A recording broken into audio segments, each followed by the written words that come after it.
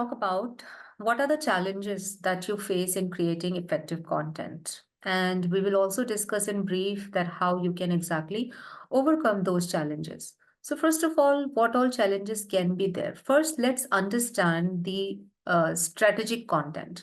How do we create a strategic content and what is non-strategic content? A content for which you don't create any strategy, and which content is better, whether you should create any strategy or whether you should create no strategy for your content. So a strategic content is that synchronizes the goal of the organization or an individual and its communication with target audience across all platforms of delivery is strategic content. So every organization has a particular vision, okay? And if you are writing a content that is matching with that particular vision, okay, and every time, every content that you post, every content that you write, you take care of that strategy, okay, a strategy that an organization has created, and every organization should have a strategy. When organization really wants to stay, okay, for long in the industry, of course, all right, it should always have a strategy to see, or a um, strategy so that the audience would always stay, okay, with this particular brand. If you are not creating the strategy, and strategies do not work overnight. So it's not that today you've created a strategy for your brand, okay, and tomorrow your brand will be so popular and people will start to just follow you and you will have so many loyal customers. Strategies are always long-term goal of the organization, which is always a vision, and vision is always long-term, which means with what vision are you establishing this organization. So when you write each content keeping that strategy in mind, that is the strategic content, then your content will also talk about the same strategic goal of the organization, okay, and every content that you will write will be for the target audience. Now, what is the characteristics of the strategic content? It may be transparent, highly reliable and trustworthy in nature. Strategic content more often than not follows a consistent tone across timelines and platform of delivery. Strategic content is created with a specific target audience in mind, and strategic content both aids and reflect the brand value of an organization individually. So let me tell you something. It is very transparent. What does it mean? That you don't only have to talk about you don't only have to just brag about your brand. Generally, we consider writing content for a particular brand is all about bragging that my brand is so amazing, my brand is so great, that there is no scope of improvement. Okay. Instead, if you will be transparent and if you will show that this is what our vision is, and we are constantly working towards that vision. A few days ago, I read a content. This is a brand, a new brand. If you want, you can also research and have a look at this brand, Planet and Beauty. This is just recently new brand that is launched for, beauty and in cosmetics and beauty and personal care. Okay. Planet and Beauty. So I was reading about the content that they have written to sell their products. So it was one of the product descriptions in which they have mentioned that the plastic that we are using, okay, that is all recyclable because we take care of the environment. That is why the name of the brand is also Planet and Beauty. So they have mentioned that the bottles that we are using in order to, sell you these products, they are all recyclable because we take care of your beauty, but also we take care of the planet. All right. Now, this is the truth. They've been very transparent talking about it. But at the same time, in the next line, they have mentioned the caps and the pumps of the bottle, those bottles in which you use the product with the pump and the caps of the bottle, they've mentioned they are not recyclable, but we are constantly working on it. Don't you think that the customer would definitely trust you, although it has nothing to do with the product and the beauty? It has got nothing to do. This particular statement has got nothing to do, but it is just showcasing the vision. What is the vision of this organization? Of course, to make you beautiful, of course, to give you quality products, but at the same time, taking care of the environment as well. Now, there is only one thing which we are lacking, that is the caps and the pumps are still not made of recyclable plastic, but we are working on it. This is being transparent with the audience. Now, don't you think that audience will start to believe you? This is called creating creditability. Customers who would read this content would start to believe you, would start to appreciate you. And you may not get success very soon, but in long run, you would always stay in the market. That is why strategy is needed, and the content that you write should always talk about that strategy in every way. Whatever strategy you have in your mind, whatever strategy you have created to fulfill the vision of the organization. Okay. And it may not work initially or very quickly, but in long run, it will definitely work. Any piece of content which is random and does not reflect any strategic goal of the organization, any messages the organization might want to pursue, individual is non-strategic content. Individually, it may be a good piece of text, infographic, or a video, or any other multimedia content. But if it is not in sync with organizational objectives, then it has no long-term impact and utility for the content creators and sponsors. Okay. It is just a waste. Non-strategic content is much less likely to bring lasting gains for the content creator, as it will be lost in ever rising tidal wave of content out there. So once, twice you've written a content, you've fetched the attention of the readers. That's it. In long run, you would not sustain because it is a highly competitive market. Some other brand will come, they will produce some other strategic content, and your content will go for a toss. Okay. Non-strategic messages are likely to be lost despite the brilliance and quality of content, hence lesser positive correlation with the brand value of an organization. Always remember, whenever you are writing for a particular brand, all you are doing is giving the brand value and telling people about the value of the brand. You are just making them addicted to this brand. You're making them relying on this brand, that they can completely blindfoldedly rely on this particular brand. Let me give you another example. You all must have seen that the Maggie was banned. Okay, for good 6, 7 months, it was not there in the market. Maggie has been in the industry for good 30, 40 years, if I'm not wrong. Okay, ever since I was a child, I remember that I used to have Maggie. Okay, and the taste of the Maggie, which I've had, I think, as a child, is still maintained. Just the quantities change, of course, with the changing economy.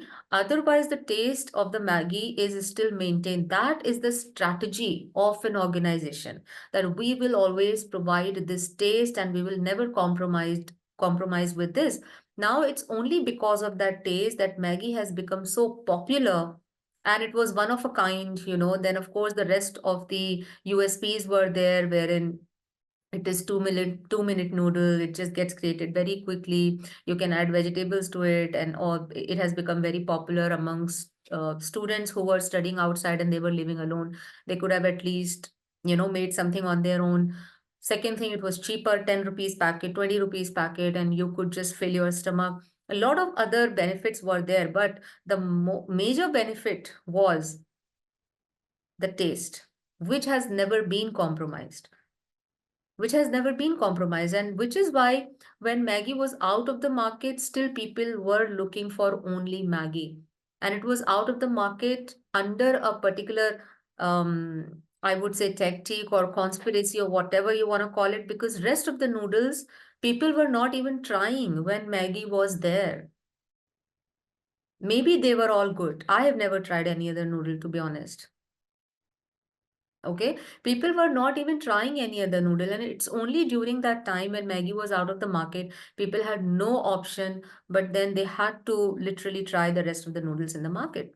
but Maggie came back. Even when, can you believe, look at the long lasting impact of a strategy that even when a particular brand or product is out of the market, good 6 months, with with an allegation of non-edible item, that something that the ingredients that are used in Maggie, they are harmful for your stomach, they are non-edible, and still the brand came back, and now I think people have even forgotten about it. They are eating Maggie the way, the it was there in the market earlier. It is still running on and people are still buying it without caring for anything else, right? That is what the strategy is. That is what the benefit of creating a strategy for your brand is, and that is when you achieve loyal customers. So this loyalty is not created in a day's time. All right.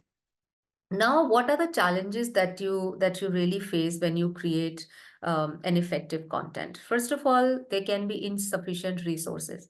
In what sense? Not all the time you will begin with having a very big brand. Of course, when you start your business, it is initially at a very small level, and you particularly cannot even spend on marketing or on writers, to give to give um, money to the writers to create effective content for you. So at times, it happens that you don't give it this specific writing team, you are not able to afford, and you're doing your business and you're writing at the same time, thinking that I am the one who knows my business and I can write very well about my business. Okay, the rest of the people may not be able to understand what I am trying to give to my customers. Okay. And in this, what happens that you're not able to pay complete attention to the writing and as well as to your business. Okay, and that creates a very huge problem because business also needs time, and writing, which we think is a very easy task, but it is actually not. Once you are in constant pressure of getting customers on daily basis, you have to create such effective content on daily basis, and you can't go wrong with it. You can't afford to write content just for the sake of writing, just because I need to write something I'm writing. No, every day you are in constant pressure of writing something for your target audience. Okay, so you need to have either a lot of time, either you need to have resources, good resources to take care of your business, and you can take care of the writing part, or either you need to have a good team of writers. So insufficient resources can definitely become a problem, especially in the beginning of the business when you just started it. Okay, and how you can overcome it? See, either you need to completely divide the time of what time would you give to your business and what time would you give to create content, but you need to have times. You need to put in a lot more efforts in order to figure out a specific time to write only the content, because if you really think that we are not talking about content, we are talking about effective content. Content can be created very easily, very quickly. Writing effective content takes a lot of effort, which means always in each content that you are creating, giving value of what your vision is, as I've discussed. Okay, each content should talk about your vision. Each content should talk about the originality and uniqueness of your brand in some way or the other, and you can't afford to write same content on daily basis. So imagine thinking different contents talking about your brand, talking about the originality and uniqueness of your brand, uniqueness of your product, is really a big deal. Increasing competition, of course, you can't deny this. Every day there is a new brand in the market, and now imagine the constant pressure of creating, first of all, effective content, running your business, and at the same time taking care of the competition as well. Who are your competitor now in the same business? What are they doing? What products do they have? What are they writing when they are, talking about their product? How are they posting blogs? How are they describing their products? What are the keywords that they are using? What are the USPs that they are using? This increasing competition obviously sometimes becomes a huge challenge in creating effective content. Now, what can you do? You cannot do anything about it because you can't really stop competition that I'm the only one in the market. The only thing that you can do is interesting what you are providing. If you will be in constant competition with others, which is of course essential and important, you can just see, okay, what others are doing. Fine. But you need to completely have confidence in what content you are creating, what product quality you have, and you need to be consistent with that. If you consistently doing it, and the only competition that you are keeping is with yourself, that is my content better than what I have written yesterday? Is it giving value or not? If you think that it's a crap content and you are writing just because a lot of competition is there outside and you always have to write a content, then please don't do it. It won't make any difference. Instead, you will lose the audience. Okay? Then keeping quality consistently high. This is what I have been discussing so far. Okay, you can't go wrong with the quality. You can't say today I was tired, this happened, that happened, because of which I could not create quality content. It is okay not to write anything. If any day something happened and you're not able to produce a quality content, but if you are creating a content, make sure it's a quality content. Make sure it is talking about some news stories, some in-depth articles, some in-depth information that your viewers, your customers are looking for. You can't go wrong with keeping the quality. One bad quality content and you will dip down, okay, in your traffic. All right. So, how you can overcome it? The only ways, as I said, don't compare your work with the rest of the publications. Don't compare your work with anybody else. The only competition is you always see, am I writing good? Yes, appreciating others, having a look at your competitors, having a look at other people who are doing good is a good thing. You want to get inspired by them, please get inspired, but not scared. Don't feel threatened with them. Okay, shift in trends towards paid promotion. At times, guys, no matter how good you are writing, but paid promotions really help well. Just writing great content at times doesn't help, and you have to take help of paid promotion. Every social media account have got paid promotion nowadays, like Facebook. Okay, paid ads are there, and they are helpful in a way that you can always create a demographic of the audience. Where is it, especially in which country or in which city do you want the audience from? Okay. Um, what age range, what occupation? So you can choose a lot of things, and accordingly, then you can pay for every advertisement. So any content that you think that this particular content that I have written, I want it to be reached to maximum audience, you can just pay for that particular content, make it available. If one content that you've written at your best will be available for a lot of people, they will come and start to read the rest of the content automatically. Okay.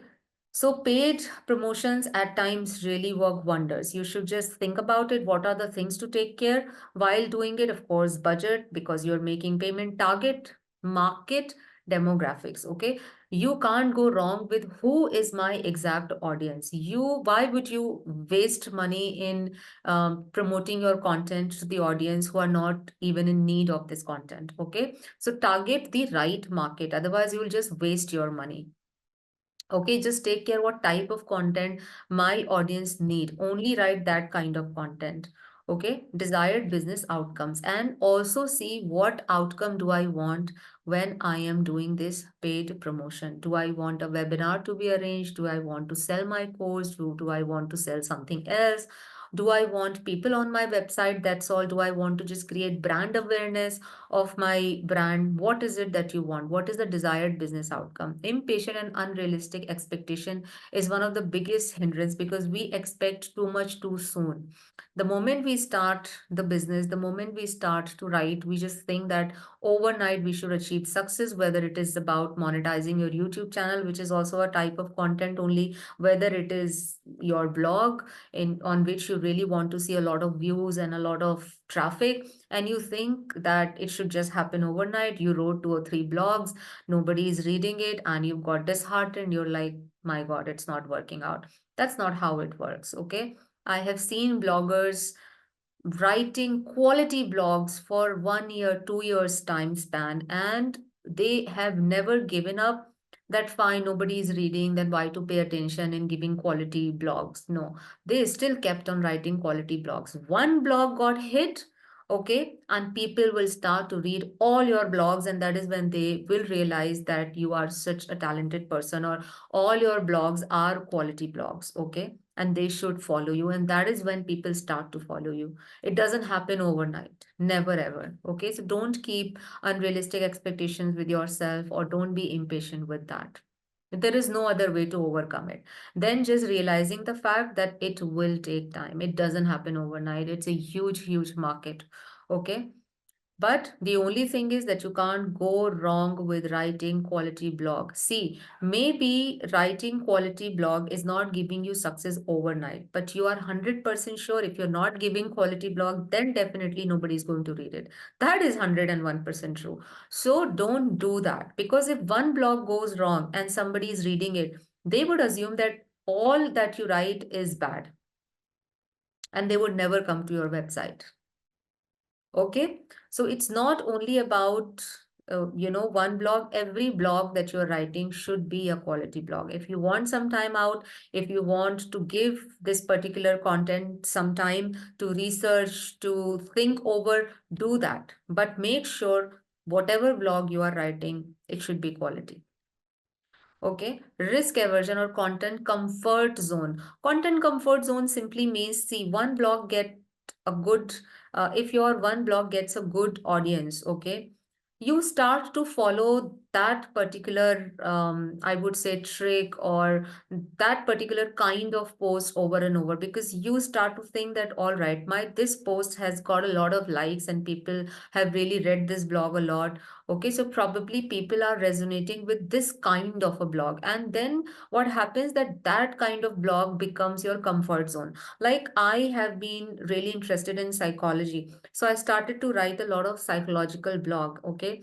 And one blog, when I wrote, people have started to study that a lot. And I thought that maybe this is the only way to attract audience. And these kind of content is only something that audience appreciates. Then what happens, that has become my comfort zone. Now there is nothing else that I was thinking. And even if I was thinking, my heart was telling me to write something else, I was scared. I was like, what if I will write and, you know, people will not read it? It's such a hard work and this and that. Then you just stop thinking something else. Then you are just going in that one particular content comfort zone to write such content, because it is now feeded in your brain that this is the only kind of content that people are going to read. Avoid doing that. Yes, it is good. You would definitely, why not? You would create those blogs as well, those types of blogs that people are appreciating and reading for you. But then don't scared in taking a little risk and creating some different kind of content as well. Okay, maybe don't create a very different content than what you're already creating, but at least you should think a little bit about creating something else also, so that your audience can probably, understand that you can write something else as well. Okay, or maybe you can show a different direction to your audience. Okay, and maybe they would start to like this particular blog also, the other kind of blogs that you are writing. They would start to appreciate this as well. You never know, but you can't stick to one type of blog throughout your life, right? So don't create comfort zone around any blog. All right. So that is all about creating effective content. Okay. I'll see you in the next video, guys. So, broader structure for creating content for social media, right? So, yes, you need to go ahead and create something compelling with a great title, with a something that would be really curious for your audience to go ahead and click on your content, right? So, this is some of the very important points. Briefly explain about the importance of the content you are writing. So, now you are writing, you need to make sure that the introductory paragraph is very strong, and which is what is going to make people to actually stay till the end of your blog or article, or to be interested, even if it's about your product, to really be interested to know what your product is about, what the features are like, and stuff.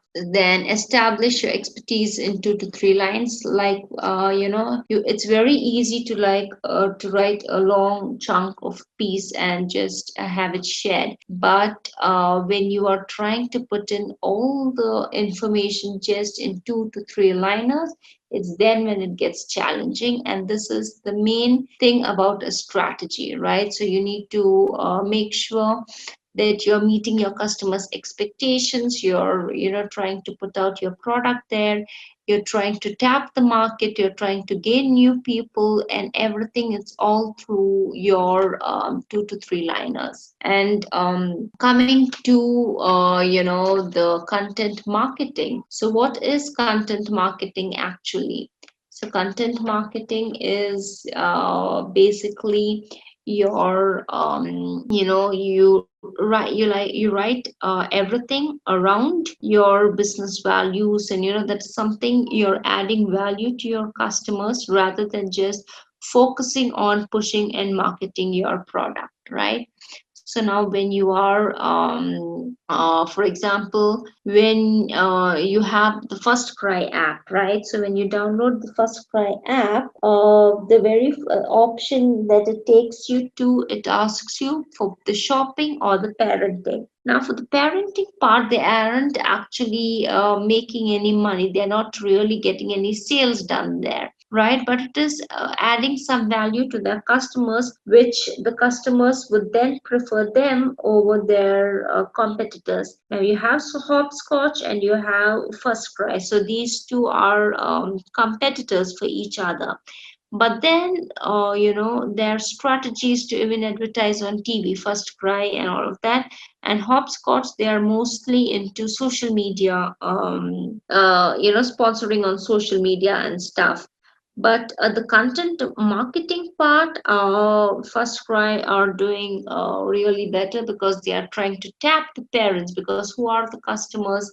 There, it's usually only the parents, right? Parents, or close relatives of the little kids. So yeah, so the parents would definitely want to have some advice on parenting tips and the like. So they are channeling their content marketing very closely to what their product is about and adding value directly to their customers. So same thing with Mintra. Now in Mintra you have styling tips, right, which are not available probably on the other websites or their competitors. So Mintra styling tip is also a part of their content marketing strategy.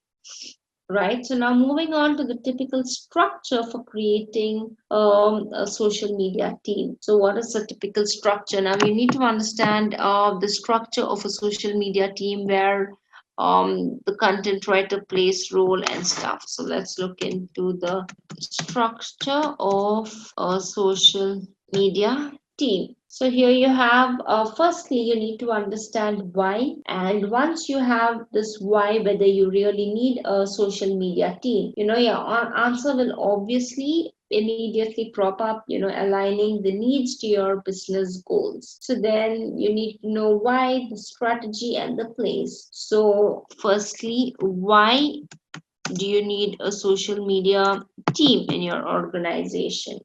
Right? Then what is the strategy? Right? And where is the place? As in, where are they going to be sitting and working closely with which team? Right? So now if you know why, like I said, if you know why, your answer will prop up aligning the needs of your business goals with having a social media team. Next is the strategy, social media strategy. So outline your company's needs, and then now you need to go ahead and set your social media strategy. That is, this strategy is going to go ahead and help you dictate the KPIs, right? So you have your strategy in line, and now it's easier to go ahead and have the measures and have the KPIs, your key performance indicators. Then moving on to the place. So now it's now time to actually decide where the social media team would sit in your organization, whether it is under the PR or the marketing or the sales or the IT. So there are different people of different perceptions who feel that they need to closely work with the marketing. But having them sit independently is the ideal place, because they may require inputs from all teams. In fact, definitely they work closely with the marketing team, but the sales, that is with regards to the customer service and all of these important points, they actually sit individually, even when they'll be dealing with the manufacturers to know the bit. If you have a content media team, with regards to your user manuals and with regards to coming up with reference guides and all of that. So they again would require to work more closely with the technical and the production team. So there's no hard and fast rule that a social media team has to work closely only with the marketing team. So there are different objectives and requirements, or what your business is about, or so based on this, you can come up with the best ideal place. But however, sitting independently and working independently is the best option. So now going into the social media structure and the roles in the social media team. So first we have the digital designer. So he is the very important person who would be, making your content more appealing, aesthetically beautiful, in order to get more shares, more likes, and all of that. So the first is your digital designer. Digital designer, right? So he's like, the visual assets and the creative concepts, when they're appealing and engaging, you keep getting a lot of shares up to date. Then you have your social analyst, right? So analyze the social media activity, that is the sales, the SEO, not just only the web analyst, right? So now these the analysts, they are involved with the company's social listening, and they maintain the brand image, the brand reputation, and also what's going on in and around the industry. They always want to be ahead in the industry.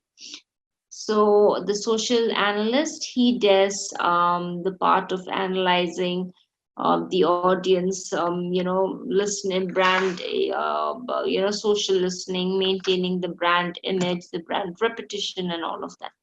Then you have your community manager. So he would nurture your online community, implement strategies to kind of encourage the conversations and engagements. He would grow the communities, manage the social presence. Now, a community manager is also the one who would take up responsibilities to manage the community.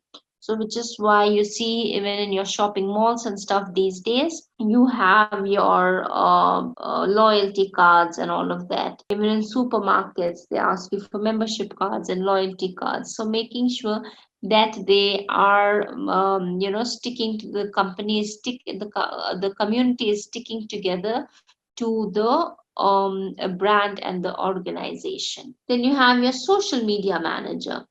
So they manage all the above mentioned roles. So they are like the manager of every other role mentioned here. They also create, execute the social media strategies and ensure the smooth running. Social media manager. Social media manager.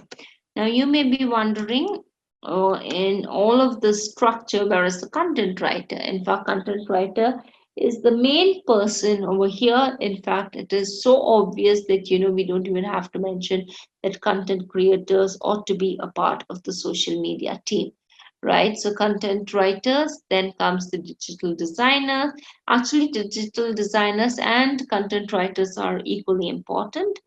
Then you have your social analyst, your community manager, and your social media manager. So your social media manager is like the king of all the other managers. Yeah, so if your content is a piece of text or article, then wherever possible, put relevant graphics along with the text with due attribution to make your social media post compelling. So do give specific call for action such as like, subscribe, share, or link to your website.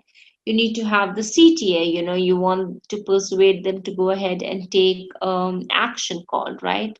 So you need to have a CTA button there. Then if you're writing a blog, then you must write a specific compelling paragraph about yourself in italics with a link to your Twitter handle. Not necessarily a Twitter handle, it could be a link to your Facebook page or a link to your Instagram. So wherever you are having followers or wherever you want to attract more followers to, you can just leave a link there to that handle. Okay, so it is important to have customized content strategy upon a content creation job. So remember, strategic content is the key to your success over the internet, obviously. Then, if you're launching a new product or if you're launching a new brand, be it an organization or your own self, choose the font. Yes, so this is very, when you are trying to put up your portfolio together. Again, this holds importance in the way you choose your color, the themes, your logo designing. It all has to look very professional. Make sure you are not trying to put yourself across very casually or very laid back. You may think it's cool, but no, it's not really cool. You need to be very consistent in your color scheming, your font, the themes, the logo design, your website, the way it is structured, your blog piece, then, your social media pages, if you have like a Twitter channel, all of that. So your selection must reflect the personality that you wish to portray through your brand. So this is a chance to create your perception that you wish to have for your brand. So the way you want people to perceive your brand is in your hands. You need to go ahead and understand that bit. So if you're promoting an existing brand, then THEN, okay, then you need to be more careful as you must sync the color scheming, the code design, the font themes, etc. So yeah, the making sure that because you are representing your brand, the brand image is a very important factor. So you need to make sure that you have like a proper style guide to be maintained for your content. Style guide, like, see the placement of the logo here for a presentation, the watermark, the color scheming, the font size, the font style, and the formatting. All of this matters. Yeah, so to find the relevant utility that a brand or an organization is offering to its target segment, dig deep into the vision and mission statement of an organization. So the vision statement is an organization's roadmap, right? Indicating what it wants to become in relatively longer. Now you can say basically a vision is you need to work all through the organization, the people of the organization, the employees. They need to work all through the life of the organization or all through their lives. You know, it's a continuous process. There is no stop or achievable thing for a vision statement. Now let's look at the vision statement of IKEA. To create a better everyday life for the many, it makes possible by offering a wide range of well designed, functional home furnishing products at prices so low that as many people as possible will be able to afford them. Right? So, this is a vision statement to continuously make the life of people better and make it more convenient and make it more affordable. So, a mission statement can be defined as a formal summary of the values and aims of an organization, the company, or an individual. So the mission statement is, so together we save money for a better everyday life. So building user experience with content, right? So yeah, user experience basically covers many elements of the website, its design, the smoothness of running, the loading time, and all of these factors incorporate the user experience. So most businesses usually they focus on the technical part of the user experience, and not enough of them actually consider the content and the way the users see it. Now, however, content is a vital part of any website, and this is why it should be the crucial point for the user experience improvement. So now, what do you mean by user experience of content? So basically, good user experience, having a great content writing team. So firstly, when you have a good team working together, so this is based on the good content output, right?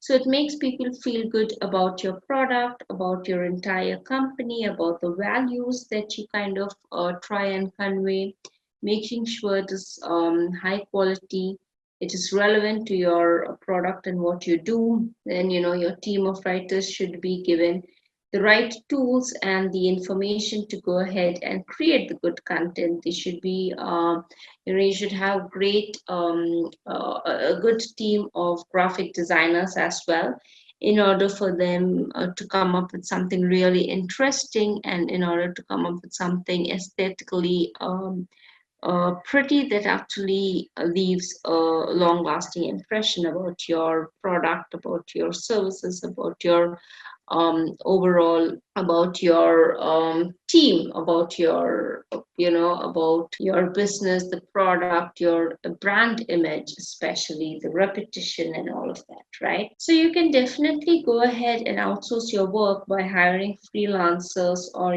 having an agency of writers to write your content. But again, it depends on if you're having content being required to be published every single day and reaching out to audience more frequently. Then it is suggested that you have a team working for you, within having a social media team working for you. So yes, content should be in such a way that it targets the audience. And even if the strategic objective for an organization is to increase sales, the message must be given in a very subtle and a smart encrypted language, right? So make sure you do not sound too promotional. Make sure you are adding value to the people rather than just trying and promoting your products and services.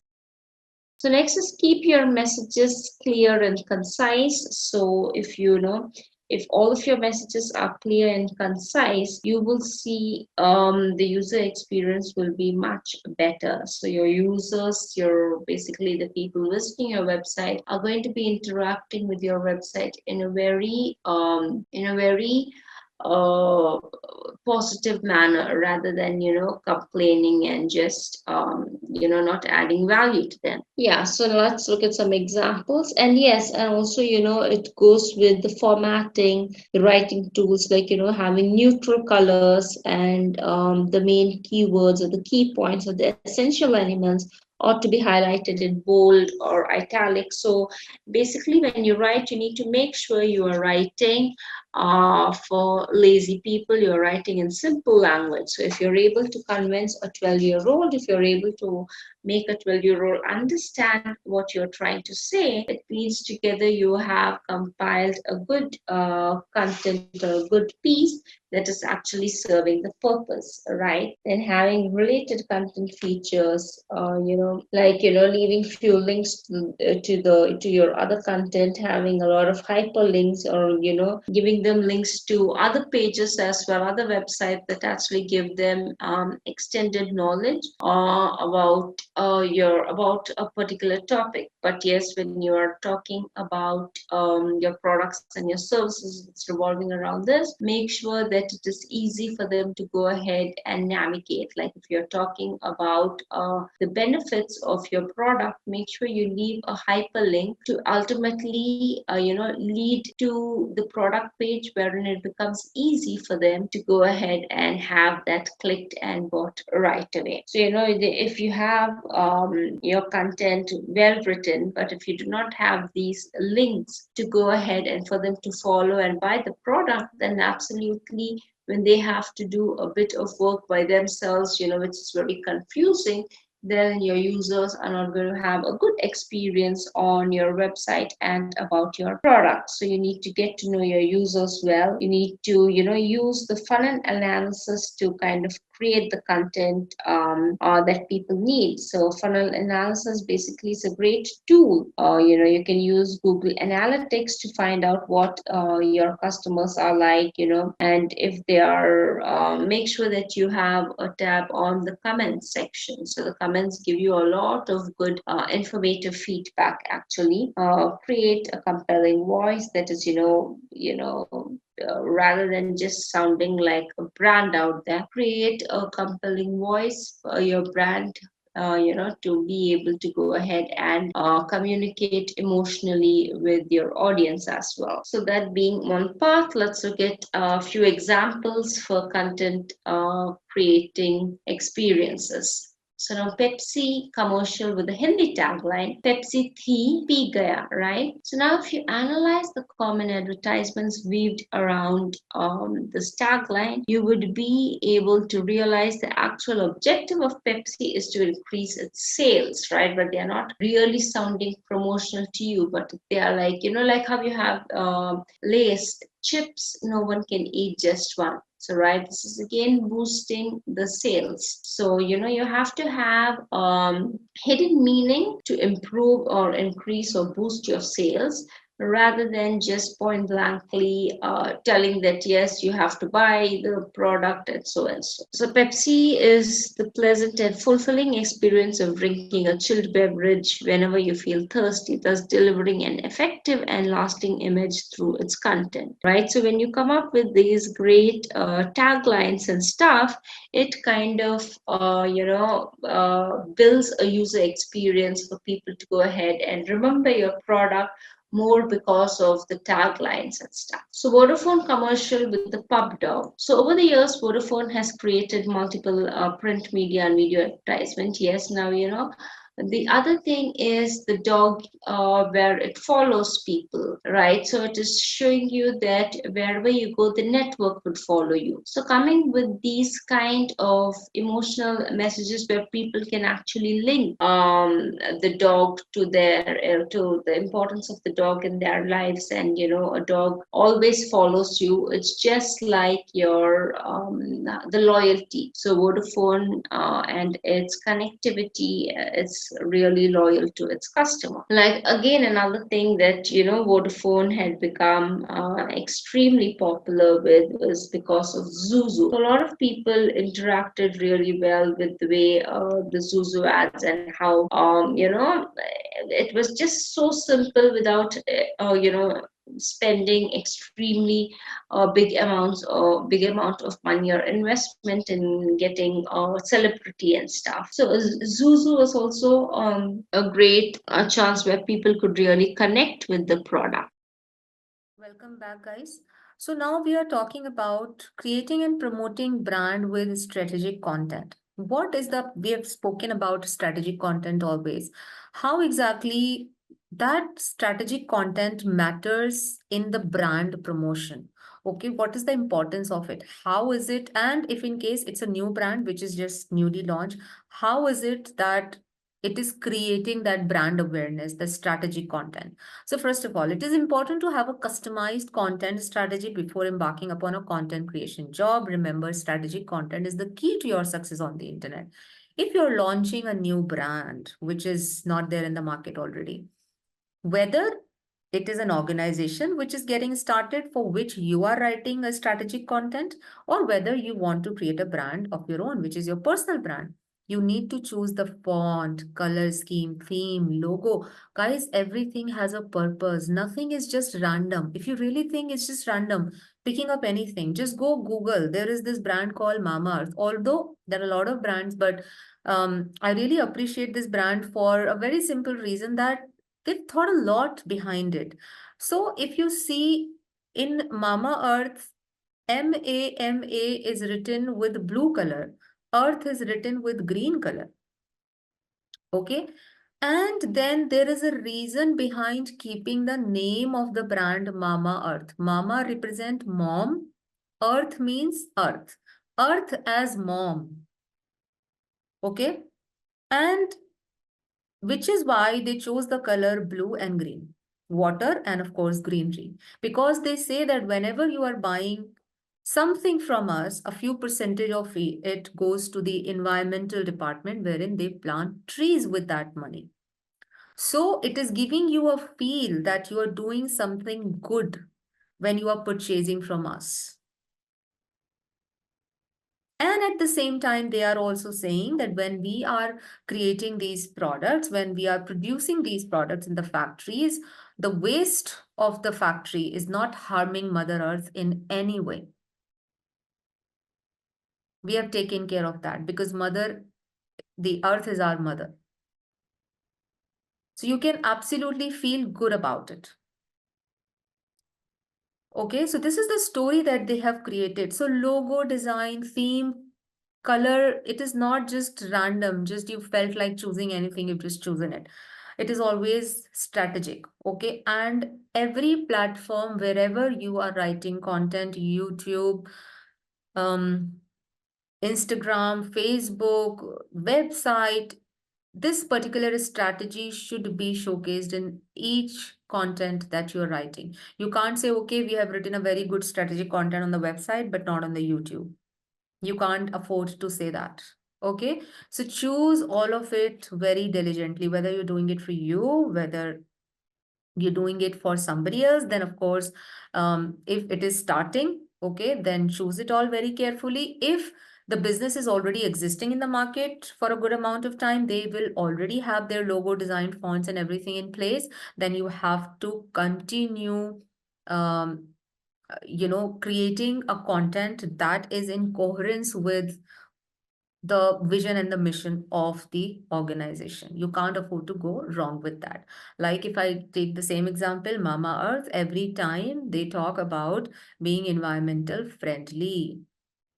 Okay. And at the same time, then they say that you can choose any of our products without any fear because none of them would have any toxin or any chemical whatsoever. Okay, they are 101% natural products, and which is why when they have launched baby products, okay, a few years ago, earlier baby products were not there in the range. Then what they said about baby products, that these products are also toxin free. It takes guts to launch a baby product when a big, huge brand called Johnson and Johnson is already available. I think I've given this example earlier as well. But understand, it obviously takes guts, but they still stick to the same mission and the vision of the organization.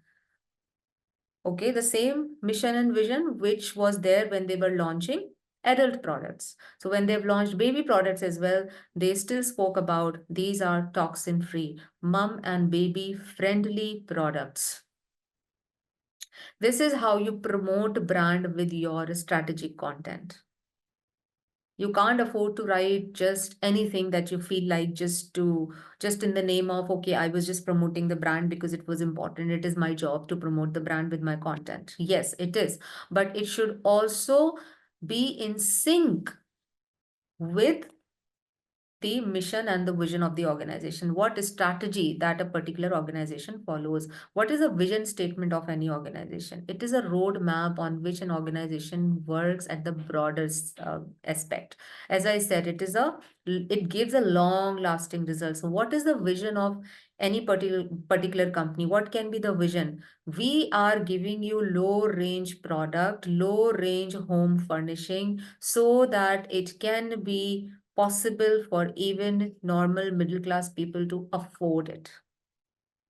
This is the vision that any organization may have, and this vision won't be achieved just in a daytime.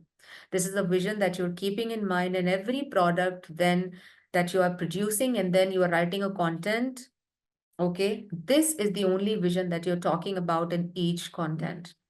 Highly affordable products, highly affordable products.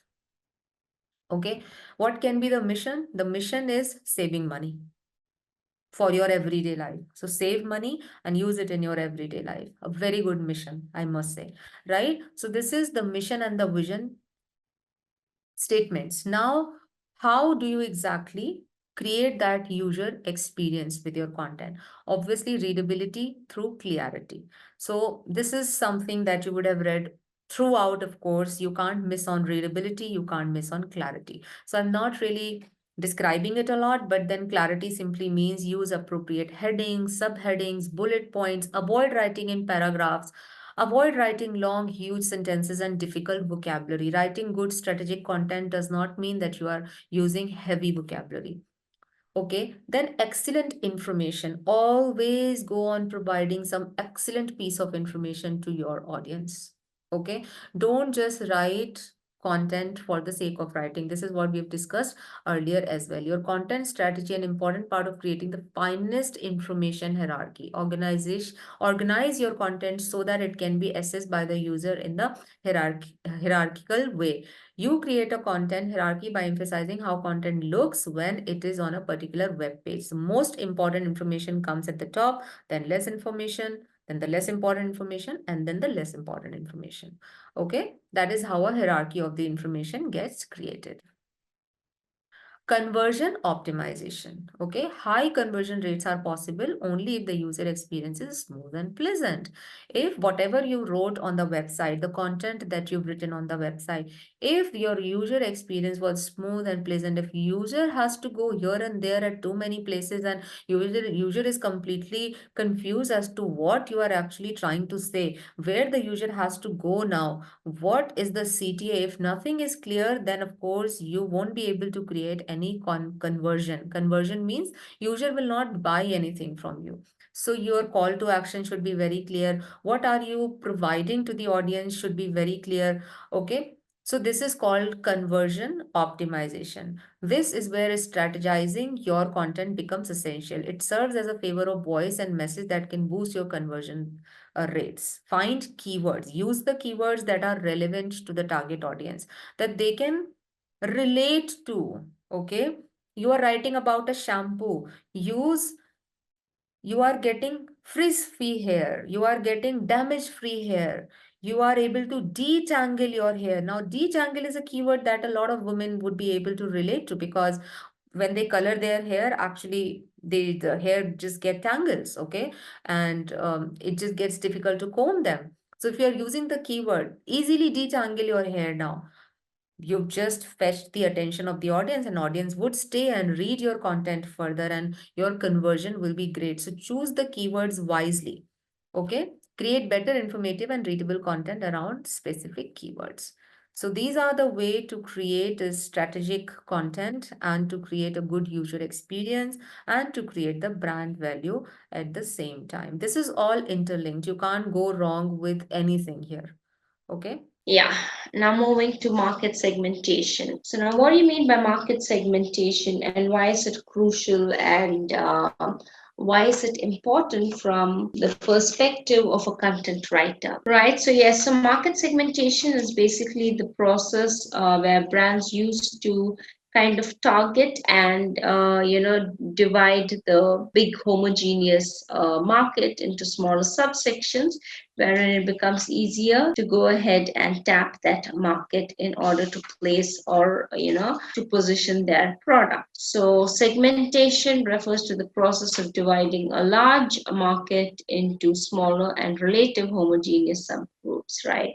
So it is the process of defining or subdividing a large homogeneous market into smaller segments that have similar needs and wants or demand characteristics. So here the objective is to design a marketing mix that kind of matches the customer's expectations in the targeted segments. So now there are factors that affect this market segmentation. So here you have the different factors that kind of affect the market segmentation are basically a clear identification of the segment or the measure the effective size, the accessibility through the promotion effect, or the appropriateness to the policies and the resources of the company. So these are some of the factors that kind of affect the market segmentation. And the market segmentation strategies are based on four main types, or you can say the elements of market segmentation are the behavioral, demographic, psychographic, and geographical. Now, talking about the behavioral aspect, it is about, the behavior of your customers, the way they behave at different prices, or the way they behave, their buying decision. All of this is just the normal behavior of your target audience. Next, moving on to the demographics. So the demographics here, you mean it comes into the age picture. The behavioral is more or less like the mindset of your audience, right? Now, the demographic is based on the age, the gender, the income, the education, the religion, the occupation. Moving on to psychographic, here you have the lifestyles, the spending habits, and the geographical location is basically the geographical location to which you are targeting a particular location. So it is the elements of market segmentation are the behavior, demographic, psychographic, and geographical differences. So the purpose of market segmentation, the B2B, that's the different types of businesses, and B2C, that is for B2B, it is obviously based on the different types of businesses, whereas the B2C is based on these elements: behavior, demographic, psychographic, and geographical. Now, from segmentation, we also go on to the STP approach. So, what is the STP approach? It is the segmentation, targeting, and positioning. STP approach. So, you segment the market, then you target the particular market segment, and then you position your product. You either position your product or your service to your segment, and you target that particular segment, right? So that is your STP approach. Then so how do you go ahead and now segment your customers? You already have a target, a market that is segmented. Now you are trying to focus on segmenting your customers. So how do you go ahead and further segment your customers? So you divide your customers into demographic groups. It is based on the location. Now you're going to further divide them, right? Then based on their likes and their wants, based on the psychographic segmentation. So now you're further going and breaking down your segment into smaller subsections or smaller subsegments. Right, so you need to understand your target segments. That is, you need to go ahead and try and understand your segments better in order to go ahead and try to position your product. Now again, when talking about position the product, it may be the different pricing strategies that you may try and use, or it's up to you which market you are trying to tap. Now here you have the skimming the cream market strategy and market penetration strategy. So if you choose the skimming the cream market strategy, here you are tapping the market of the people on the luxury side, right? So there are the ones who opt for luxury. So you need to make sure that your product is also worth the quality. So now here the people are of a mindset and of a perception that anything that is highly priced is obviously of a better quality. So you are trying to enter the market with the allied group, or keeping the quality consistently high. Now, if you're opting for the market penetration option of your pricing strategy, here your market penetration is about you're entering a market with comparatively lower priced product, like say you do not mind even making losses initially. So you're entering the market firstly with a low price. So a lot more people are going to opt and buy your product over the other products that are priced comparatively a little higher than yours. So you want to completely penetrate the market, make maximum sales, and then when you have kind of people know of your brand and stuff, You may then go ahead and increase the price to a reasonable amount later on. So this is your market penetration and your skimming the cream pricing strategy.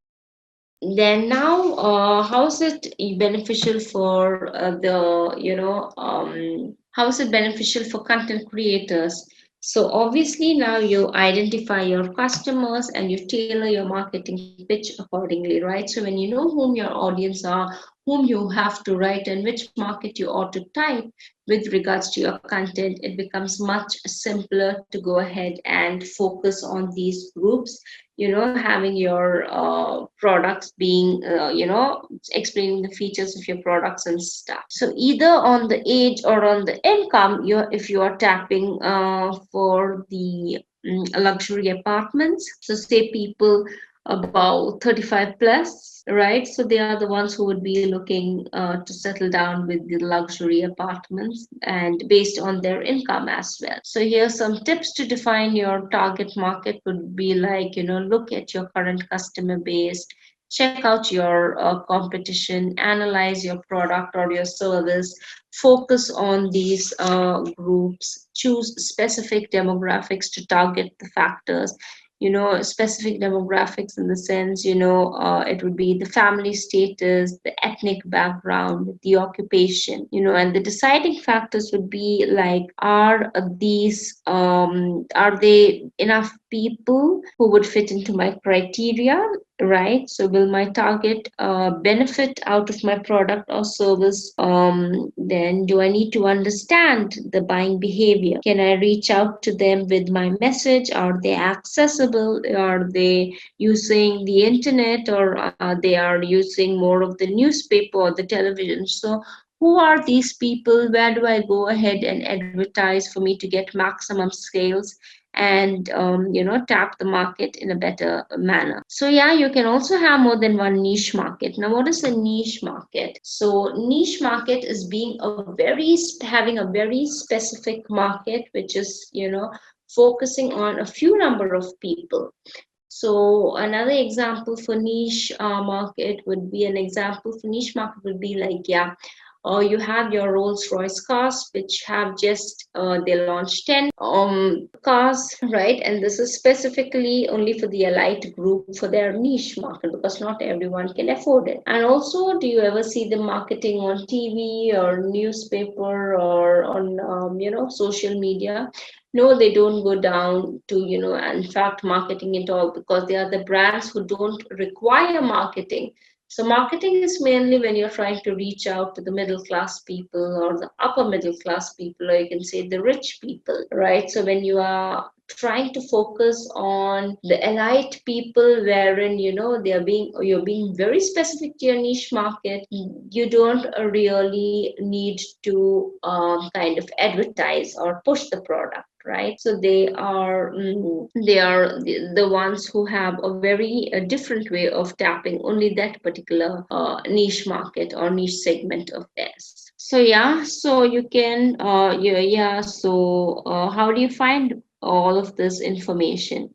So you can go ahead and do your research, like try an online search for the, online search for the research that others have already done based on your target. It could be magazines, blogs, articles that talk about your target market. You kind of need to look for survey results, or, conduct your own survey, ask for free feedback from your current customer base in order to, get more informative data with regards to your market segments. So these are some of the tips to go ahead and focus on your market segmentation and to have a broader view on tackling these markets in particular, right? So yes, then some of the other promoting your brands with strategic content is, you have your black hat and your white hat SEO. So, which refers to a set of practices that are used to increase a site or a page rank in search engine. So now black hat are basically unethical practices through which you are trying to increase a page rank in the search engine result. So when you're trying to promote brands with strategic content, make sure you do not use any black hat black hat practices or unethical practices, right? You need to always focus on the best ways to reach the market, and with the best strategy. So that's one of the most important thing you need to focus on. And the white hat, so what do you think the black hat strategies are? So the black hat strategies would be overstuffing of keywords. When you say overstuffing of keywords, it means to say going and trying to unnecessarily put in more keywords in a short blog or a small blog where it is not really necessary, right? So that is your overstuffing of the keyword. Then yeah, then clickbaits is when you have a deceiving title which is not very clear. Like for example, your title says something else but your whole blog says something else altogether. So when you're trying to attract people, you are giving them a wrong picture, and through which they are kind of interested in entering your website. So what are the white hat practices? So the white hat practices would be, going ahead and having your keywords appropriately used. Then you can say also commenting on different platforms like Quora, and then leaving a link to your website. So this way people are all the time ahead when you are giving them questions, when you're answering them with their questions and doubts. It also gives you a lot of appreciation with regards to being upfront with the knowledge that you are sharing and stuff. So now what are personas, right? So how to create bio persona? What is the bio persona in the first place? So basically personas are a broader architect of individual at the core of your organization market. Okay, so now persona is basically a buyer persona is also known as a customer avatar. He is a fictional person who represents a particular company's ideal customer, right? So now you are building a character for your company. You're building an ideal character of your you're building a character of your ideal customer, what your ideal customer should look like and stuff. Okay, so when you're building an ideal customer, you are adding a lot of attributes, you're adding to their characteristics, you're adding maybe you're being very specific with regards to the age, the income, and giving her or him a name. So you can also do this activity which is on HubSpot when you say build my buyer persona, right? So when you say build my buyer persona, you have a lot of templates to which you can play around and kind of create a fictional character for your ideal customer. Just say build my buyer persona. So it'll be a lot of create your buyer persona, that is your customer avatar. You can also see by HubSpot. Yeah, so if you just click on this is a great template to go ahead, and it asks you for a name. So you have your brand, just have a hypothetical brand in mind, and then you can now go ahead and create your ideal customer suitable for your brand. So generally the activity is like in class we do a product launch, or have a particular product in mind, and then go ahead and accordingly build the buyer persona. So learn what a buyer persona is and how to conduct research, surveys, and interviews to build your own, right? So this is, so now make my persona tool. Okay, so now we click on this, and yeah, so now you can go give your persona, give your name your persona. So let's just say we give her Nancy, okay, and I choose Okay, and maybe yeah, I think so. You need to have the product in mind already. So mine is say something to do with a hair product. So then you can pick accordingly. So why is this important? Now you just switch. Yeah, so you can go ahead and start focusing. So start by choosing a name to humanize your buyer persona. Both the name and the avatar you select will help you start thinking about this persona like a real person. Consider naming your buyer persona. Okay, now it is age. So you can go ahead and if you have your product in mind, like a hypothetical product, you can just go ahead and work on the age. You can also just see the color scheming, each and everything in detail, so you kind of see where are they active on different social media networks, what's their level of education, what is their age, the job responsibilities, the reports, the way they gain information, the biggest challenges, the goals, each and everything would actually help you to kind of build your ideal match. So once you yeah, so this is the way you can actually go ahead and kind of build your customer avatar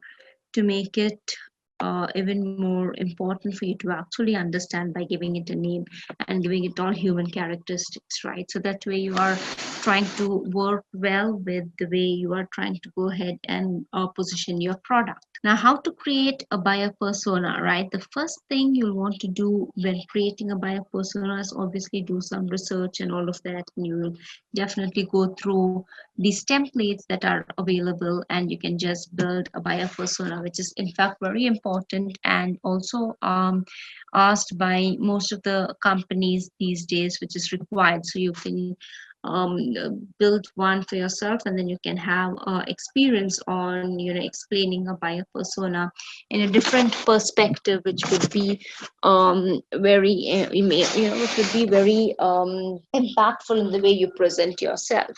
So now the customer or the prospect surveys, the best thing to do is actually get onto the phone or a Skype call with your customers, or you can chat with them, or when you're trying to do this, or it would be having a webinar on Facebook these days, with the free Facebook live and stuff. So there, what you can do is you can definitely have your product launch, ask for different suggestions from your customers. You can go ahead and understand them more narrowly, or more broadly, in whatever way you want to go ahead and understand them, right?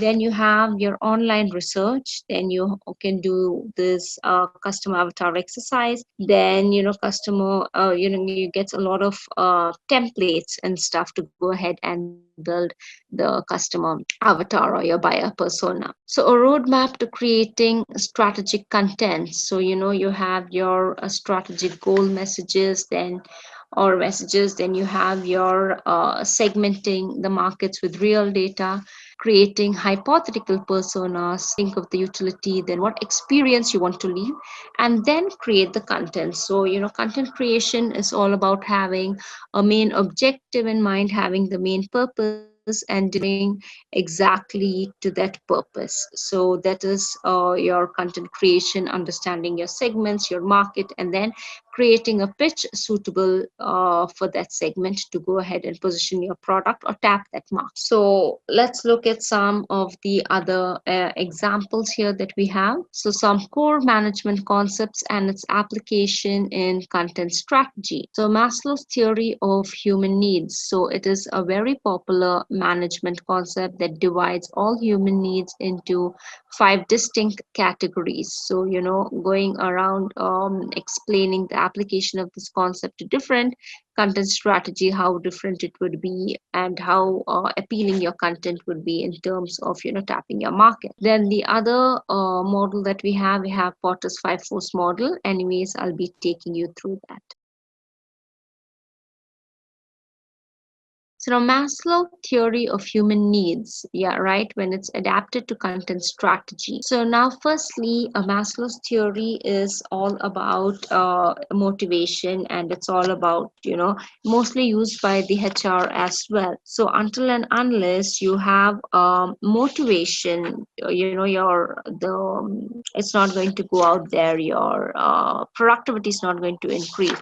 So the more motivated you keep your employees, the beneficial it is for your audience, and the beneficial it is for you to, in order to increase sales with because of the higher productivity by your marketing team, right? So this is Maslow's hierarchy of needs theory, is a theory in psychology, right, by Abraham Maslow in his 1943 paper. So a theory of human motivation and psychological review. So it talks about human curiosity here. So Maslow proposed that motivation is the result of a person's attempt at fulfilling five basic needs. Right. So now we have the survival section, we have the security, then going with the social belonging, the importance, the self actualization, and so on. So, going on to the survival, here you are, these people in this section of survival, they are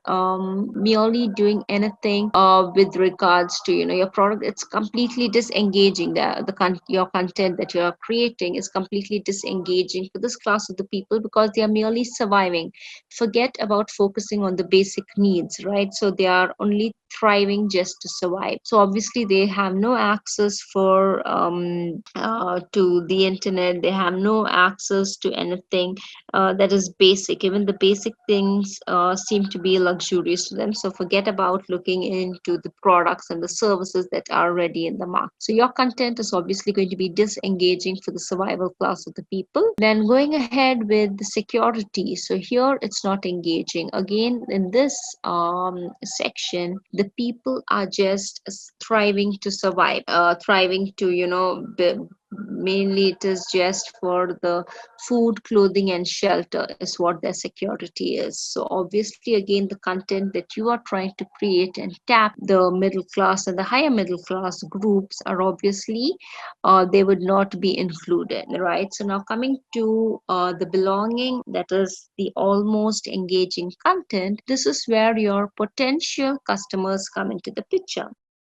where you are trying to tap a market. Your potential customers exist here, and they may likely buy your product or your services, right? Or they will, so they are accessible to the internet, they have the access to the mobile data, internet, they kind of are also educated, and it depends, educated at a certain level to kind of use or utilize your product. So basically it is your your potential customers lie in the belonging section over here, right? So this is the belonging section. Then moving on to the importance, this is the engaging content. Now why is your content engaging here to them? Because these are your customers. So the first one, absolutely a big no, not engaging. Then here is where your potential customers lie, and here is where your customers already are existing and you are reaching out to them, and your content is obviously engaging for them, right? And now moving on to the final triangle here, this is the self actualization, where only 15% reach here. Now after your customers, this is where only 15% of the people reach here. This is just the loyal customers, where customers are advocates now for your brand, right? So this is obviously your any content from you is very content. Now looking at this triangle, even Zivame, they could draw out where their customer base was like, and how they could go ahead and approach or tap that particular market. Now talking about Zivame, obviously it is again not engaging, and this part is their potential customers. So who are their potential customers? So mostly the women who are working in corporates, in the corporate field.